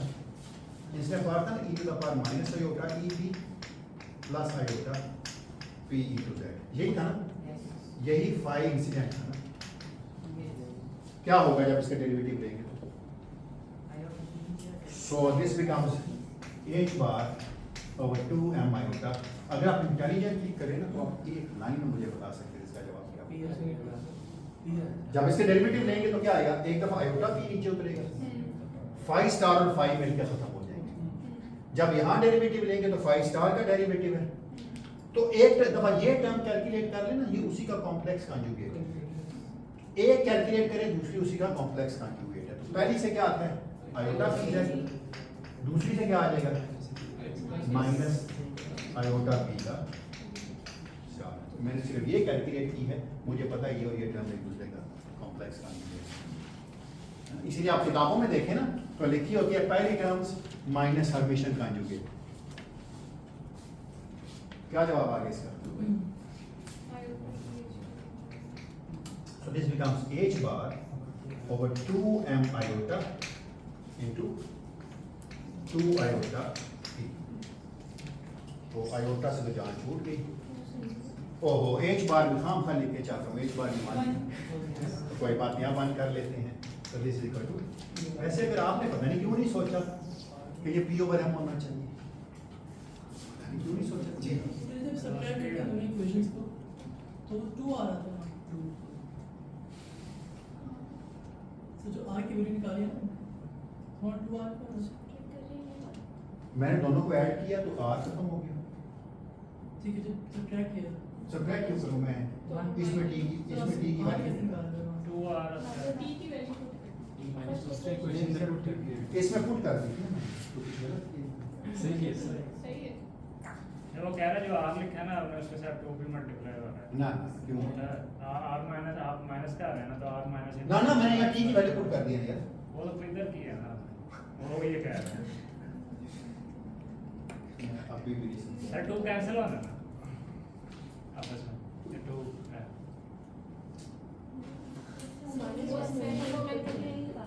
उसमें गलत किया सही ठीक, बॉस इज ऑलवेज राइट। चलो कोई बात नहीं। खैर जुनेद क्या हो गया, यहाँ t की वैल्यू पुट की है, ये p और ये p। मैंने तो कर लिया है। अच्छा आपने कर लिया। आप वैसे मुझे जो है ना प्रेशराइज कर रहे हैं डेमोक्रेटिकली कि एक ने तो माना, दो होंगे तो एक एक और 2 11 होते हैं, आप ये चाह रहे हैं। चलो ठीक है, चलो अब मुझे बताएं फाइव ट्रांसमिटेड क्या होगा। शाबाश जल्दी से, ताकि इस लेक्चर में ये काम खत्म हो जाए। सर जब हम लोग वैसे वेव एनालिसिस करते हैं तो ये आर और टी रिफ्लेक्शन और ट्रांसमिशन प्रोबेबिलिटीज होती हैं। नहीं हाँ मॉड स्क्वायर जब आप कहते हैं यस सर, तो जब हम लोग इस पे कंडीशन लगाते हैं कहते हैं दोनों का सम 1 की इक्वल। इनका नहीं, ट्रांसमिटिविटी प्लस रिफ्लेक्टिविटी। ट्रांसमिटिविटी होती है transmitted divided by the incident mod square. हम मॉड स्क्वायर क्या है? P over I mod square is P transmittivity. This is the transmission coefficient. It is not a transmittivity. इसमें मुझे पहले तो निकालना पड़ेगा प्रोबेबिलिटी कितनी है टोटल में से, तो मुझे P को I से डिवाइड करना पड़ेगा और mod square कैलकुलेट करना पड़ेगा। फिर R को I से डिवाइड करना पड़ेगा, इंसिडेंट पार्ट से उसका mod square कैलकुलेट करना पड़ेगा। इसको वो अमूमन transmittivity calligraphic plus reflectivity calligraphic आ देते हैं, और ये दो जो कैलीग्राफिक टी प्लस आ रही है ट्रांसमिटिविटी नहीं है, ट्रांसमिशन कोएफिशिएंट। ट्रांसमिटिविटी होगी जब मैं इस कोएफिशिएंट को इंसिडेंट कोएफिशिएंट से तकसीम करूं, उसका mod square. Sir incident coefficient 1 लिया और हाँ तो खैर कोई अभी तो मैं निकाल दूंगा ना, तभी तो करंट निकाल रहा हूँ, वैसे नहीं लिख ले। वैसे मैं अगर आप ऑर्डिनरी क्वांटम मैकेनिक्स देखते तो उसमें ए और बी लिखते थे हम। मुझे पता है, मुझे कोई मसला नहीं, मैं ट्रांसमिटेड के साथ सॉरी इंसिडेंट के साथ 1 लिख लूँ, क्योंकि मुझे पता है मैं करंट निकालूंगा और करंट्स को डिवाइड करके मॉड स्क्वायर निकालूंगा। तो देखिए ट्रांसमिटेड इंसिडेंट करंट जो है ना वो 1 नहीं है, वो P over M है, वेलोसिटी है, वेलोसिटी। अच्छा चलो आप ऐसे मुझे तो बता सकते हैं कि what is my transmitted current? P prime हो जाएगा। P प्राइम हो जाएगा। क्या होगा कौन बताएगा? चलो ट्रांसमिटेड करंट क्या पहले रिफ्लेक्टेड करंट, मुझे एक करंट आप मुझे और निकाल के दे दे चले, वो थी जो फाई 1 के लिए थी, वो निकाल के दे दे। यानी जिसको मैं कहता हूँ ना एक करंट आप और निकाल दो मुझे, जिसको मैं कहता हूँ J1, ये उस रीजन में है जिसमें रीजन 1 के अंदर करंट निकाल देते हैं। करंट इन R1 क्या होगी ये होगी ना 1 over 2m iota phi star 1 delta phi minus phi 1 delta phi 1 star। अच्छा एक काम करते हैं, एक मैं कर देता हूँ आपको phi 1 star वाला, एक मैं कैलकुलेट कर लेता हूँ, दूसरा आप खुद कर लीजिए उसी का कॉम्प्लेक्स। तो let's calculate phi 1 star delta phi 1, क्या होगा इसका जवाब? phi 1 आपने लिखा होगा, आपके पास लिखा हुआ, मेरे पास नहीं है, वो है देखेगा क्या मैं गलत लिख रहा हूँ, मैं एक्सपोनेंशियल नहीं लिख रहा, मुझे पता वो सारे खत्म ही हो जाते हैं, मैं हम उसको लिखता रहूँगा नहीं e to the power minus iota e पहले मुझे एक दफा लिखवा दें, ये प्लस हो जाएगा e to the power minus iota pz plus r e to the power iota. आप तो ठीक लिखे ना भाई, क्योंकि इसका स्टार नहीं था, तो जो आपने मुझे ठीक कराया था, ठीक है ठीक लिखा ना आपने, सही कराया था स्टार। अच्छा, अब इसी का डेरिवेटिव लेना है लेकिन नेगेटिव वाले का, इसका कॉम्प्लेक्स कॉन्जुगेट, इसके ऑर्डिनरी का। तो जब डेल लूंगा तो क्या आएगा, e to the power iota e की तो चार्ज होगी इनटू, जब डेरिवेटिव लूंगा तो पहले पॉजिटिव वाला उतरेगा, e to the power iota p z minus r e to the power minus iota p z, और इसके साथ एक आयोटा, मेरा तो पूरा ठीक ही किया होगा, है ना? ना करें, आप प्लस माइनस ना करें, ठीक है हाँ?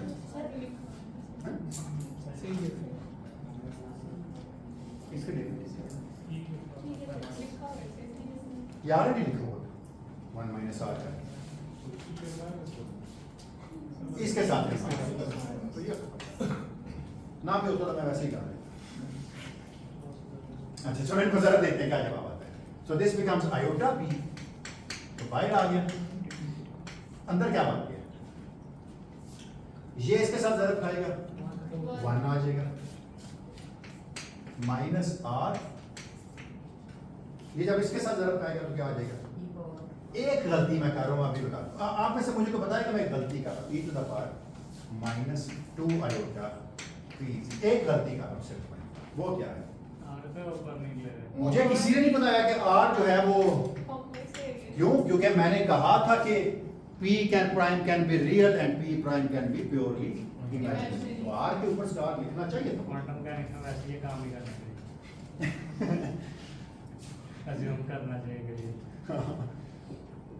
कर हम भी क्वांटम मैकेनिक्स से रहे हैं, पर थोड़ा सी तेज वाला प्लस r स्टार, ठीक है शाबाश, thank you, r star into e to the power 2 iota pz minus, अच्छा वैसे इसकी बड़ी खुशी होती है ये देखने से, और एक सब दैट्स ऑल। मैंने क्या कहा था, ये टर्म इसका क्या है, कॉम्प्लेक्स कॉन्जुगेट है, हर्मिटियन कॉन्जुगेट है, तो क्या जवाब आ जाएगा इसका, so how about y1 delta y star, देखिएगा कितनी चालाकी से लिख देंगे, minus iota p 1 minus r star e to the power 2 iota pz minus r e to the power minus 2 iota pz minus, अभी सारे साइन देख लेते हैं, ये प्लस हो गया, ये माइनस हो गया, ये आर स्टार है, यहाँ थैंक यू, बिल्कुल शुक्रिया। जब दोनों को सब्ट्रैक्ट करूंगा मैं इस तरह करता हूँ ना, ये माइनस साइन अंदर लेकर, तो अगर ये अगले स्टेप में मैं अगर ये माइनस साइन अंदर ले जाऊँ, यहाँ से मिटाऊंगा, this becomes minus, this becomes plus, this becomes minus and this becomes plus. तो अब मैंने दोनों को क्या करना था, सब्ट्रैक्ट करना था, अब मैं दोनों को सब्ट्रैक्ट कर देता हूँ, जब सब्ट्रैक्ट करूंगा तो क्या खत्म होगा, सर भाई प्लस कर रहे थे इसको दोनों को ऐड कर रहे थे, बात ही गलत कर दिया सर भाई प्लस कर दे अंदर सर, अब ठीक है, अब ऐड कर रहे हैं दोनों को, अब आपने चेंज कर दिया सब सब्ट्रैक्ट पता नहीं मैंने कितनी गलतियां की हैं। ये माइनस, आप ये कह रहे हैं यहाँ प्लस अब ये हम ब्रैकेट प्लस कर कर दें। प्लस सर तुम्हारा ये क्या थर्ड टर्म में सर ये जो सेकंड पार्ट है उसमें उसको प्लस जा प्लस कर। Yes, अब बाहर प्लस अब कर बाहर देंगे। प्लस करते हैं आयोटा b के साथ, दोनों को तो फिर ऐड दोनों को ऐड कर देंगे। नहीं अब अच्छा नहीं, ये स्टेप ठीक लिखा है। Yes, Yes, yes, sir. अब दोनों को अगर मैं ऐड करूं तो सब्ट्रैक्ट करूं तो क्या हो जाएगा, सीधे सीधे ऐड हो जाएगा। हाँ, और इसका प्लस आईटी के साथ प्लस आ जाएगा।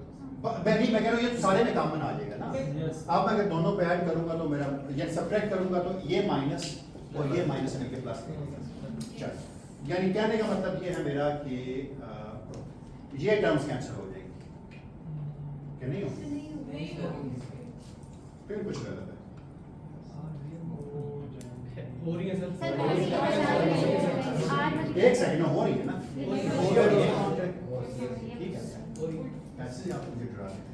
So this implies is J in region 1 in R1 is, ये फायदा होता है ज़बानी कैलकुलेशन करने का, वो गलती हो आप लोग साथ ही पकड़ लेते हैं। सो इसका आंसर आ गया iota P 2 iota P into 1 minus R का मॉड स्क्वायर। ठीक है ये भी चीज़, ये फिर कुछ गलत कर दिया वो मैं भी कर लेता हूँ ना, वो तो मैं जरूर लिखना है वो तो मैंने जरूर लिखना था कि अगर आज 0 हो जाता तो वापस मैं P over M रिट्रीव करता, वो मैं रिट्रीव जरूर करता।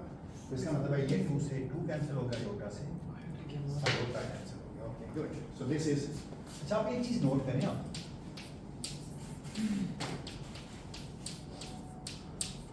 ये देखा आपने इंसिडेंट की प्रोबेबिलिटी कम हो गई है कुछ, कितनी कम हुई है? जितना रिफ्लेक्ट ज्यादा हुआ है, जितना रिफ्लेक्शन कोएफिशिएंट ज्यादा है ना, उतना P over M से वैल्यू कम आ रही है। बिल्कुल क्वांटम मैकेनिक्स काम करेगा बिल्कुल। अभी देखिएगा एक और चीज, अभी एक सिर्फ और, अब एक ट्रांसमिटेड करंट जरा निकाल दें मुझे, यानी जो JR2 निकालें वो क्या होगा? सर हम ये फिर प्राइम को नेगेटिव लेके नहीं जा रहे थे, जी, जी। पॉजिटिव के साथ किया था इस J1 के लिए, तब क्या करेंगे? P प्राइम को लेना है, P का तो मसला ही है, P तो ये पॉजिटिव, सर P प्राइम अभी हम नेगेटिव लेंगे या पॉजिटिव लेंगे? पहले P प्राइम रख के सॉल्व कर, बाद में देखते हैं उसका जवाब रियल और कॉम्प्लेक्स से क्या होता है। मैंने JD कैलकुलेट किया, मैं आप J2 कैलकुलेट किया, मैं नहीं दोबारा करूंगा, वो आप ही करेंगे। P की जगह माइनस P प्राइम ले लेंगे, वो उसी को लेके मैं लेट भी राइट, आप वेरीफाई कर लीजिएगा कि मैंने ठीक किया या गलत किया है। अच्छा ये मैंने कैलकुलेशन बहुत दफ़ा की थी, हर दफ़ा मैं कोई गलती करता हूँ तो ज़रा वेरीफाई कीजिएगा कि ये ठीक है या नहीं है। सो दिस इज, क्या ये जवाब आता है इसका P plus P prime plus star over 2M, P का mod square e to the power iota P prime minus P prime star. वो जो आप कह रहे हैं P प्राइम माइनस P ले लिया, मैं मान के चला हूँ, कोई बात नहीं। चल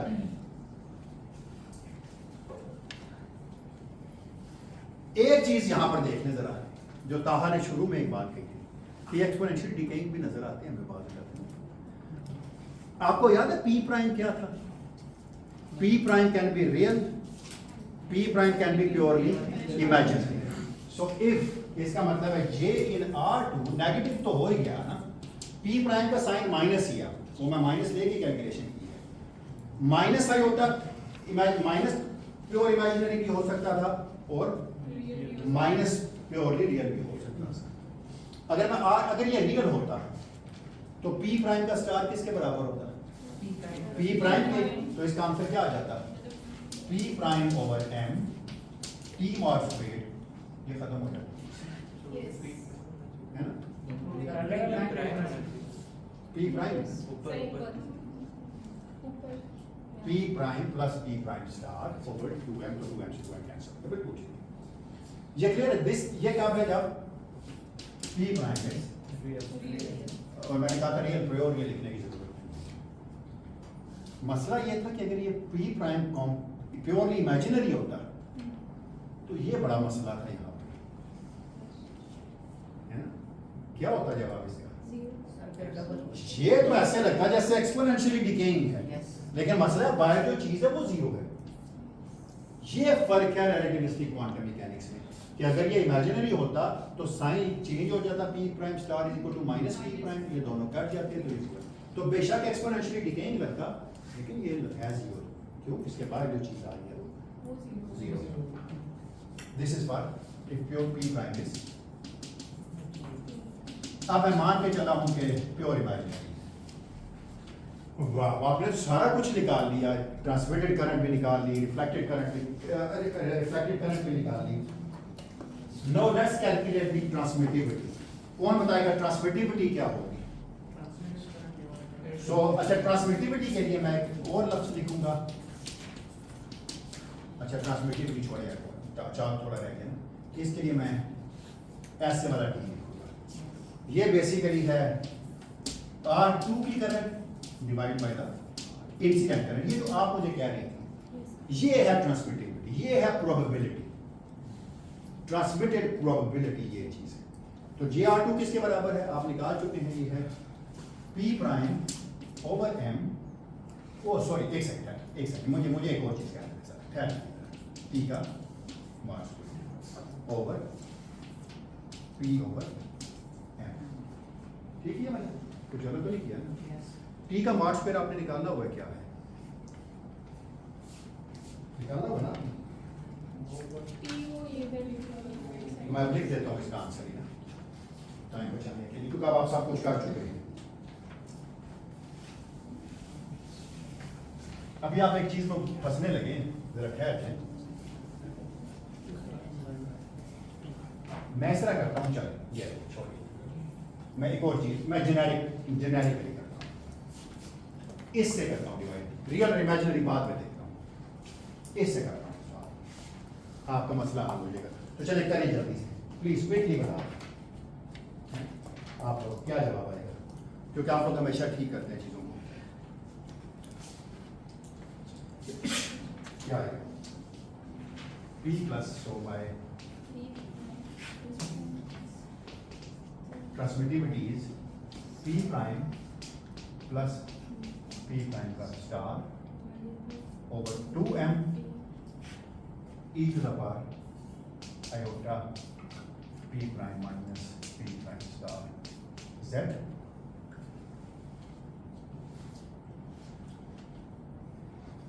कुछ चीज काम भी लिखी है मैंने, T मॉड स्क्वायर की जगह क्या लिखूंगा?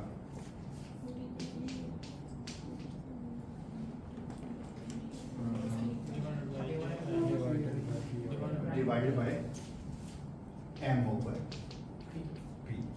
तो ये m से ये m कैंसिल। ऑलराइट, चलिए T की वैल्यू आपने निकाली थी, आप साबित कर सकते हैं मुझे कि इसका जवाब ही आता है। प्लीज आप घर जाके जरा इसको एक स्टेप ही करना है, आपको कोई खास काम नहीं करना। तो your T becomes P is 2p into P prime plus P prime का star over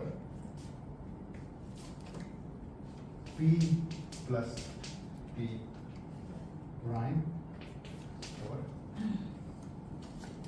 P plus P prime का स्टार। मेरा ख्याल है क्या करना है, बस मैंने T की वैल्यू पूछ लिया 2p over समथिंग, और कुछ नहीं किया है ना, कोई चीज कम तो नहीं लिखी ना मैंने। अच्छा, और साथ में into e to the power iota p prime minus p star into z। देखने कोई चीज कम ज्यादा तो नहीं है, क्योंकि जब उसका स्क्वायर करेंगे तो 4 का फैक्टर आएगा, 4 में से एक 2 काट जाएगा तो ये बन जाएगा, p स्क्वायर आएगा तो एक p काट जाएगा, बिल्कुल ठीक लिखा हुआ है। फिर t का मॉड स्क्वायर लिखना है, सिर्फ स्टार प्राइम पे आएगा, बाकी किसी पे नहीं आएगा। रिफ्लेक्शन करंट कैसे निकालूं, रिफ्लेक्टिविटी कैसे निकालूं?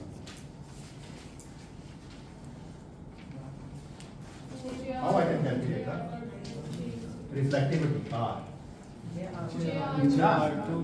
एक चीज आप बड़ी गलत करें, एग्जैक्टली 1 माइनस J इन रीजन 1 ओवर JI। ये बड़ा इंपॉर्टेंट था, क्यों? क्योंकि आपके पास R वाली जो आपने J2 निकाली तो उसमें सारा कुछ है ना, आप इसमें डाल देना, या जो J ये मैंने 1 इसलिए सब्ट्रैक्ट किया, अगर आप J2 ना करते सिर्फ रिफ्लेक्शन वाले को कर देते ना JR, तो फिर मसला हल हो जाता। तो इसका आंसर आप वेरीफाई कर लीजिए कि इसके बराबर आता है। This is equal to P minus P prime over P plus P prime का मॉड स्क्वायर, कुछ भी नहीं है, 1 माइनस 1 माइनस R ये लिखा हुआ है ना, अभी तो किया था हमने कैलकुलेट। ये P by M common cancel हो गया, ये इंसिडेंट से तो बस फर्क नहीं पड़ता। सर ये JR वाला J1 वो फ्रैक्शन देगा ना जो रिफ्लेक्ट हो रहा है। एग्जैक्टली कोई बात नहीं। और उसको 1 में से माइनस कर रहे हैं। नहीं, क्योंकि मैंने JR नहीं निकाला था ना, मैंने J इन रीजन 1 निकाला था जिसमें इंसिडेंट पार्ट भी शामिल था, तो मैंने इंसिडेंट पार्ट को सब्ट्रैक्ट हो गया। आप देखो ना, इसमें ये 1 भी था ना, अगर ये 1 को छोड़ के सिर्फ ये पार्ट देखते तो फिर मैं JR ही लिखता, यानी ये वही चीज देखी हुई है जिस तरह लिखा हुआ है JR minus JR over JI, एक ही बात है। यकीन करें इसमें बहुत बड़ा प्रॉब्लम है। T प्लस R कैलकुलेट करें जरा क्या आता है। What do you expect in T plus R?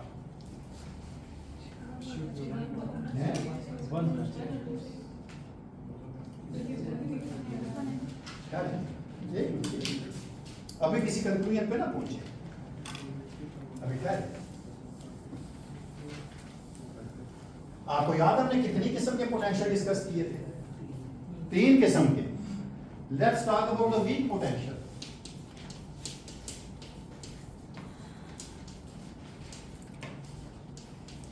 Week potential क्या था?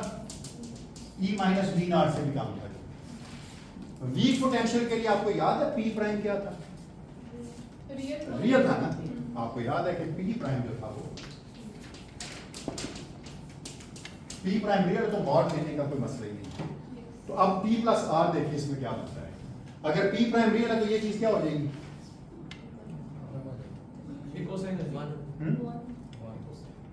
नहीं, ये तो P प्राइम रियल होगा तो ये जीरो हो गया। ये क्या आ गया?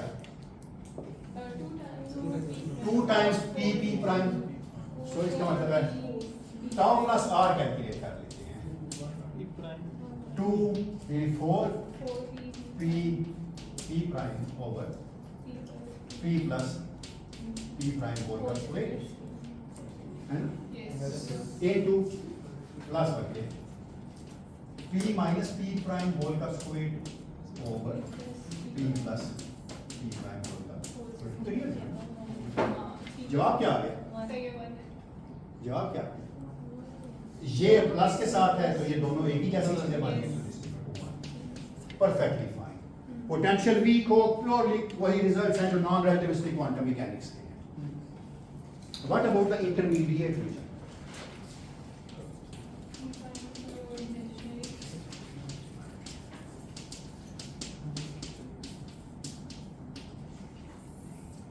P prime is purely complex.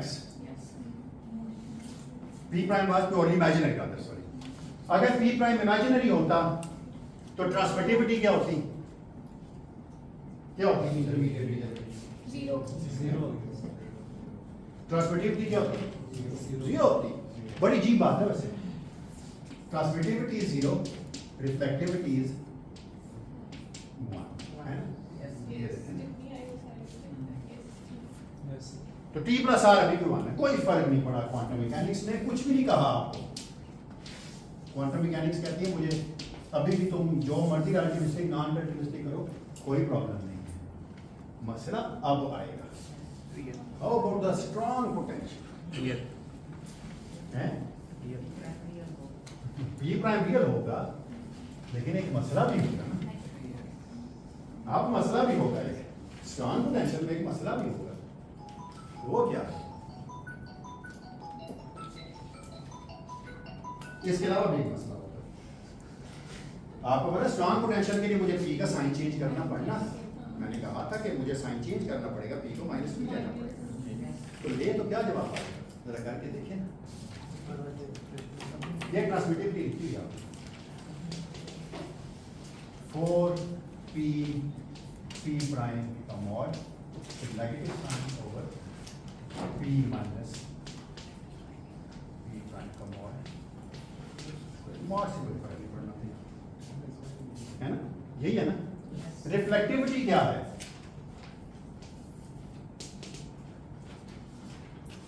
P plus P prime का mod over P minus P prime का मॉड। कहा था कि एकदम पूरी कैलकुलेशन को रिपीट कीजिएगा, देखिएगा कुछ गलती तो नहीं की। T प्लस R 1 है या नहीं है? है ना? 1 T प्लस R तो भी 1 ही लगना चाहिए जैसे होगा। है ना, P प्लस आर भी अभी भी 1 है ना, Yes. तो इसको तो कोई मसला नहीं हुआ। P प्लस आर सिर्फ अब इसके बराबर है, P minus P prime not over P Whole scale. P prime, so P minus P prime not, तो इधर यही लिखा हुआ है, ठीक है ना, ये यहाँ स्क्वायर है, तो ये 1 है, ये तो ठीक है, इसमें तो कोई प्रॉब्लम नहीं है। क्वांटम मैकेनिक्स कह रही टोटल प्रोबेबिलिटी अभी भी 1 है, लेकिन कॉस्ट आपने क्या की है, जो reflectivity is greater than 1 Yes.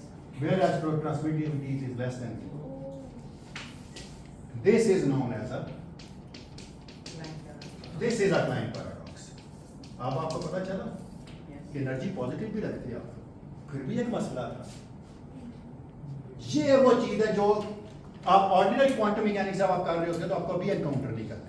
आप ऑर्डिनरी क्वांटम मैकेनिक्स में T प्लस आर जब भी कैलकुलेट करते हैं हमेशा 1 आता है, लेकिन यहां पर चूंकि आपके पोटेंशियल के ऊपर एक कंडीशन थी, आपका पोटेंशियल इज प्रॉब्लमैटिक, तो पोटेंशियल अगर वीक पोटेंशियल होते या इंटरमीडिएट नॉट दैट स्ट्रांग होते तो कोई मसला नहीं था, लेकिन जब पोटेंशियल स्ट्रांग हुए तो आपने देखा कि आपकी ट्रांसमिटिविटी लेस देन 0 है जबकि रिफ्लेक्टिविटी ग्रेटर देन 1 है।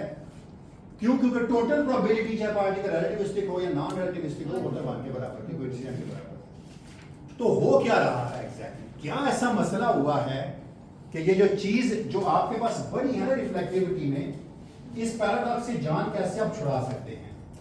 सर वही पॉजिटिव और नेगेटिव एनर्जी। इससे आप ऐसे जान छुड़ाएंगे कि जो रीजन होगा क्लोज टू, इवन तो वैक्यूम भी होता, वैक्यूम में भी एक पार्टिकल को भेजते, जो रीजन था इंटेंस पोटेंशियल का, क्योंकि हमें यह पता है कि जी ऑर्डिनरी क्वांटम मैकेनिक्स डी ब्राई वेवलेंथ पे है और डी ब्राई वेवलेंथ पे कोई पार्टिकल एंटी पार्टिकल पैदा नहीं होते। लेकिन जब आप क्वांटम वेवलेंथ पे जाते हैं तो पॉजिटिव और नेगेटिव एनर्जी के पार्टिकल्स पैदा होते हैं। मैं अभी एंटी पार्टिकल का लफ्ज नहीं कह रहा। होता क्या है कि एक जो नेगेटिव एनर्जी का पार्टिकल है वो क्या करता है, वो पोटेंशियल की तरफ दौड़ता है, लेट्स से। जो पॉजिटिव का है वो परे की तरफ दौड़ता है। तो ऐसे लगता है आपको कि जैसे रिफ्लेक्टिविटी में जो चीज ऐड हो रही है उसमें वो हिस्सा भी शामिल है जो उस पार्टिकल का है जो वैक्यूम से इंटेंस पोटेंशियल की वजह से पैदा होकर साथ चल पड़ा था। और ट्रांसमिटिविटी में वो हमेशा उसको काउंटर कर रहा है, जो नेगेटिव वाला हिस्सा मूव कर रहा है। इसका मतलब अगर आपसे मैं कहूं तो vacuum becomes unstable in the presence of N intense potential. Sir ये ब्लैक होल में भी इस तरह होता है। एग्जैक्टली, ब्लैक होल में भी ऐसी बनती है हॉकिंग रेडिएशन, बिल्कुल जो पैदा होते हैं वो एक तरफ चले जाते हैं, दूसरे बाहर आ जाते हैं, क्योंकि इससे ये तय है कि मैंने नहीं कहा कि ये पोटेंशियल किस किस्म का होना चाहिए। Yes, sir. अगर मैं चार्ज को 1 कर दूं तो मुझे कोई इंटरेस्ट नहीं है कि ये इलेक्ट्रिक पोटेंशियल है या ग्रेविटेशनल पोटेंशियल, मुझे कोई इंटरेस्ट नहीं है इस चीज से रहा। तो इसका मतलब है ग्रेविटेशनल पोटेंशियल में मैथ का काम होगा जबकि इलेक्ट्रिक पोटेंशियल में चार्ज का काम होगा। तो मैंने कहा एक यूनिट चार्ज का पार्टिकल है, वो क्या रहा है, रिफ्लेक्शन वाले में वो भी चल पड़ा है जो नेगेटिव, जो पॉजिटिव एनर्जी पार्ट वाला पार्टिकल था जो दूसरी तरफ चल पड़ा है वैक्यूम से, और एक तो साथ ही चल पड़ा है पोटेंशियल, एक पोटेंशियल की तरफ खींचा है, दूसरा पोटेंशियल से अपोजिट किया है। क्योंकि उनके साइन अपोजिट है इसलिए आपके पास ट्रांसमिटिविटी के साथ एक नेगेटिव साइन है, because you have an extra negative parameter. This is the phenomena of vacuum fluctuation. Quantum mechanics ये कहती है आपको, चाहे कोई भी क्वांटम मैकेनिक्स होती, वो ये कहती है कि delta x delta P is of the order of h बार है। जब आपने क्वांटम मैकेनिक्स की थी तो आपने कहा था कि जी आप x और p को अगर लिखें मोमेंटम, अगर x और p को ऑपरेटर फॉर्म में लिखें तो आप इनको लिख सकते हैं a और a डैगर की फॉर्म में। तो आपने जब हैमिल्टोनियन की वैल्यू निकाली थी तो आपने देखा था कि वो किसी भी स्टेट वैक्यूम में गिवन वो होती है half h bar omega into the vacuum. Ordinary quantum mechanics में आप ये कहते थे कि वैक्यूम की एनर्जी हम मान के चलते हैं कि vacuum is the minimum energy state. हमारी ऑर्डिनरी फिजिक्स कहती है कि मिनिमम जो भी है उसको मिनिमम 0 होता है, लेकिन हम गलत सोचते हैं। सेल अगर बैटरी के देखें तो लिखा होता है -1.5 से लेकर लेट्स से +1.5 तक। तो पोटेंशियल डिफरेंस कैलकुलेट होता है। हम यही कहते हैं कि जी जो भी हम कैलकुलेट करते हैं एनर्जी नहीं कैलकुलेट करते, एनर्जी का डिफरेंस कैलकुलेट करते हैं। तो ये हाफ h बार ओमेगा तो हर दफा साथ चल पड़ेगा, लेकिन मसला साथ नहीं चल पड़ेगा। अगर पोटेंशियल स्ट्रांग हो तो हाफ h बार ओमेगा साथ नहीं चलेगा, वो तोड़ देगा पॉजिटिव और नेगेटिव वालों को। क्यों? इसी एनर्जी को कहते हैं वैक्यूम फ्लक्चुएशंस। और वैक्यूम फ्लक्चुएशंस ये डी ब्रॉय वेवलेंथ की बजाय अगर आप कॉम्पटन वेवलेंथ पे चले तो कॉम्पटन वेवलेंथ पे पार्टिकल और एंटी पार्टिकल पैदा होते हैं जिसकी कोई एनालॉजी नहीं है ऑर्डिनरी क्वांटम मैकेनिक्स में। That is why you need the relativistic quantum mechanics और द फील्ड थ्योरी, क्योंकि quantum field theory is a phenomena of Compton wavelength, उसकी हमें डी ब्रॉय वेवलेंथ पे जरूरत नहीं पड़ती। तो ये जो वैक्यूम की एनर्जी है हाफ h पावर ओमेगा, इसकी वजह से वैक्यूम स्टेबल नहीं है। वैक्यूम स्टेबल नहीं है तो पार्टिकल एंटी पार्टिकल पैदा करता है। ओवरऑल तो पार्टिकल एंटी पार्टिकल के चार्जेस हैं ना। तो क्या है, जब आपने इंटेंस पोटेंशियल लगाया तो नेगेटिव पार्टिकल की तरफ खींचे चले गए, लेट्स से पॉजिटिव पार्टिकल दूसरी तरफ चल पड़े। तो पॉजिटिव वाले जो पार्टिकल हैं वो आपको नजर आ रहे हैं जैसे रिफ्लेक्टिविटी को 1 से बढ़ा रहे हैं। क्यों? कुछ तो रिफ्लेक्शन हो रहे थे, कुछ वो थे जो दूसरी तरफ चल पड़े थे। जो नेगेटिव वाले थे वो इधर चल पड़े थे, तो ट्रांसमिटिविटी आपकी नेगेटिव होगी क्योंकि you have added negative current है। तो ये एक बड़ा इंपॉर्टेंट फिनोमेना है। This is a Klein paradox and that is the solution. That's why we need the concept of a anti particle. No I have to do it for the spin half particle. और spin half particle के लिए और ज्यादा interesting है, लेकिन spin half particle के लिए आपकी बुक में मौजूद था, स्पिन जीरो के लिए नहीं था। तो मैंने सोचा पहले आपको स्पिन जीरो के लिए कर दूं ताकि आपका ये जोन खत्म हो जाए कि एनर्जी पॉजिटिव नेगेटिव थी तो मसला था। मैंने आपको बताया एनर्जी पॉजिटिव थी फिर भी मसला था, मैं पॉजिटिव एनर्जी लेके चला हूं ना। सर एंड पे आप जब आप बात इस तरह कर रहे हैं कि दोनों स्टेट पॉसिबल है, तो चाहे आप एक एनर्जी की स्टेट ले लें, जब आप हाई एनर्जी रेजिम में होंगे दूसरी खुद ब खुद आ जाएगी। हाँ, तो यही एग्जैक्टली क्या था, यही वो ज़ेटर-बेबीकुम का फिनोमेना था। You cannot ignore negative energy solutions। क्योंकि आपके मैथमेटिक्स में इग्नोर करने से फिजिक्स चेंज नहीं होती। फिजिक्स चेंज नहीं होती, बिल्कुल। मैं यही कह रहा हूँ कि फिजिक्स चेंज हमने करने की कोशिश की, लेकिन नहीं हुई। नहीं हुई। कब? जब हम एक रीजन में पहुंचे। हमारी चेंज एक्सेप्टेबल थी अगर वीक पोटेंशियल या इंटरमीडिएट में थे, कोई बात नहीं, हमारी चेंज चल गई थी। लेकिन क्यों? हम कॉम्पटन वेवलेंथ वाले रीजन में नहीं पहुंचे थे। कॉम्पटन वेवलेंथ में इंटेंस पोटेंशियल पे जब पहुंचे फिर मसले बन गए। तो जब डिराक के लिए यही करूंगा, तो डिराक के लिए मैं आपको बताऊंगा why we need the electron as an electron field and not the electron as a particle ना यहाँ पे। तो वो मैं नेक्स्ट लेक्चर में क्लाइन पैराडॉक्स, नाम उसका क्लाइन ही है, क्लाइन पैराडॉक्स पर स्पिन हाफ पार्टिकल करूंगा। मैं कभी कभार सोचता हूँ यार इसको स्पिन वन पार्टिकल के लिए भी किया जा सकता है, नहीं किया जा सकता है? क्या कभी इसको मैसिव स्पिन वन पार्टिकल के लिए किया जा सकता है? मैंने कभी जरूरत नहीं की करने की, लेकिन अब सोचता हूँ कभी बैठूँ समर में पार्क को इसको जरा करके देखूँ, क्योंकि मैसिव भी है स्पिन वन भी है। प्रोका इक्वेशन को सॉल्व करें, Yes. एक सिर्फ प्रॉब्लम है, अच्छा वो एक दूसरे के एंटी पार्टिकल होते हैं, W प्लस और W माइनस, तो Z नॉट खुद ही होता है। लेकिन एक मसला भी है ना, सारे नॉन अबेलियन, Yes. उसका मुझे नहीं मतलब है दो कम्यूट नहीं करते ना उनका। जब कम्यूट नहीं करते तो इसका मतलब है उनका कोवेरिएंस डेरिवेटिव इतना सादा नहीं लिखा जा सकता। Yes. वो पता नहीं क्या होगा, मैंने कभी ट्राई नहीं देखा, but one should do it यार, जिंदगी में कभी ना कभी तो ये काम करने चाहिए। चलो देखते हैं, कभी सोचते हैं। जी हाँ। सर जो शुरू में जब आपने स्ट्रॉन्ग पोटेंशियल के लिए जो हमने सोल्यूशन निकाला था, हमने देखा P प्राइम रियल आ रहा था, उस टाइम मैंने मेंशन किया था कि ऑल्दो पोटेंशियल जो है वो एनर्जी से काफ़ी ज़्यादा है, लेकिन जो सोल्यूशन जो है वो प्लेन वेव आ रहा है, ऐसा है कि जैसे कि मतलब पार्टिकल को पोटेंशियल फील ही नहीं हो रहा पार्टिकल जो। तो नेगेटिव एनर्जी सोल्यूशन उसको किस तरह एक्सप्लेन करेगा कि वो देखिए plane wave contradiction particle with very high momentum E is equal to p square plus m square, ordinary moment का इतनी बात हो रही है। तो जितना मर्जी ये मरता जाएगा, ये रहेगा ऑसिलेटिंग, ये बात है ना, रहेगा तो ऑसिलेटिंग ये वाला, इवन इंटरमीडिएट में भी ऑसिलेटिंग है, क्योंकि p प्राइम बहुत स्मॉल नहीं है। p prime E is equal to p square plus m square, तो p स्मॉल नहीं है। जो ऑर्डिनरी काइनेटिक एनर्जी की बात करते हैं नॉन रिलेटिविस्टिक में, यहाँ p is comparable to speed. p तो रिलेटिविस्टिक है, पार्टिकल रिलेटिविस्टिक है, मोमेंटा रिलेटिविस्टिक है उसका। तो रिलेटिविस्टिक मोमेंटा एकदम से नहीं जाए खत्म, बिल्कुल सही। जिस तरह आप न्यूमेटिक डोर स्टॉपर लगाते थे अंडर डैम, लोअर डैम और क्रिटिकल डैम के लिए, हर दफ़ा आपको नहीं लगता था कि एक्सपोनेंशियल डैम्पिंग वीक होती थी, तो फिर भी वो थोड़ा सा मरता जाता था। तो ये पोटेंशियल अगर रिलेटिविस्टिक पार्टिकल है तो उसको बहुत देर के बाद जाके कहीं लेकिन जो सोल्यूशन आपने अज्यूम किया था वो प्योर ऑसिलेटरी था। जब आपने वो स्टार्ट किया रेजिम 2 में भी आपने प्योरली ऑसिलेटरी सोल्यूशन अज्यूम किया, और उसमें भी जो पोटेंशियल मोमेंटम था वो रियल। मैं प्लेन वेव ही लेके तो डिके कैसे होगा? मैं प्लेन वेव ही लेके चला हूं, कहां जाके होगा?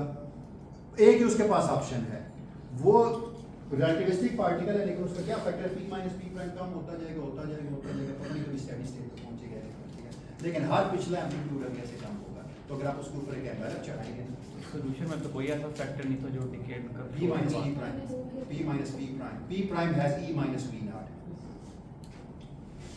p prime has e minus v naught फिर minus m square, p prime के अंदर ये फैक्टर मौजूद है, जितना e minus v naught m से कम होता जाएगा तो अगर आप उसके ऊपर एक एनवेलप चढ़ाएंगे तो वो exponentially decaying, it's decaying oscillating like this, very fastly decaying with the amplitude is decaying, चलिए particle is oscillating but amplitude, ठीक है, बंद कर सकते हैं। सर, अगर जैसे जब आपने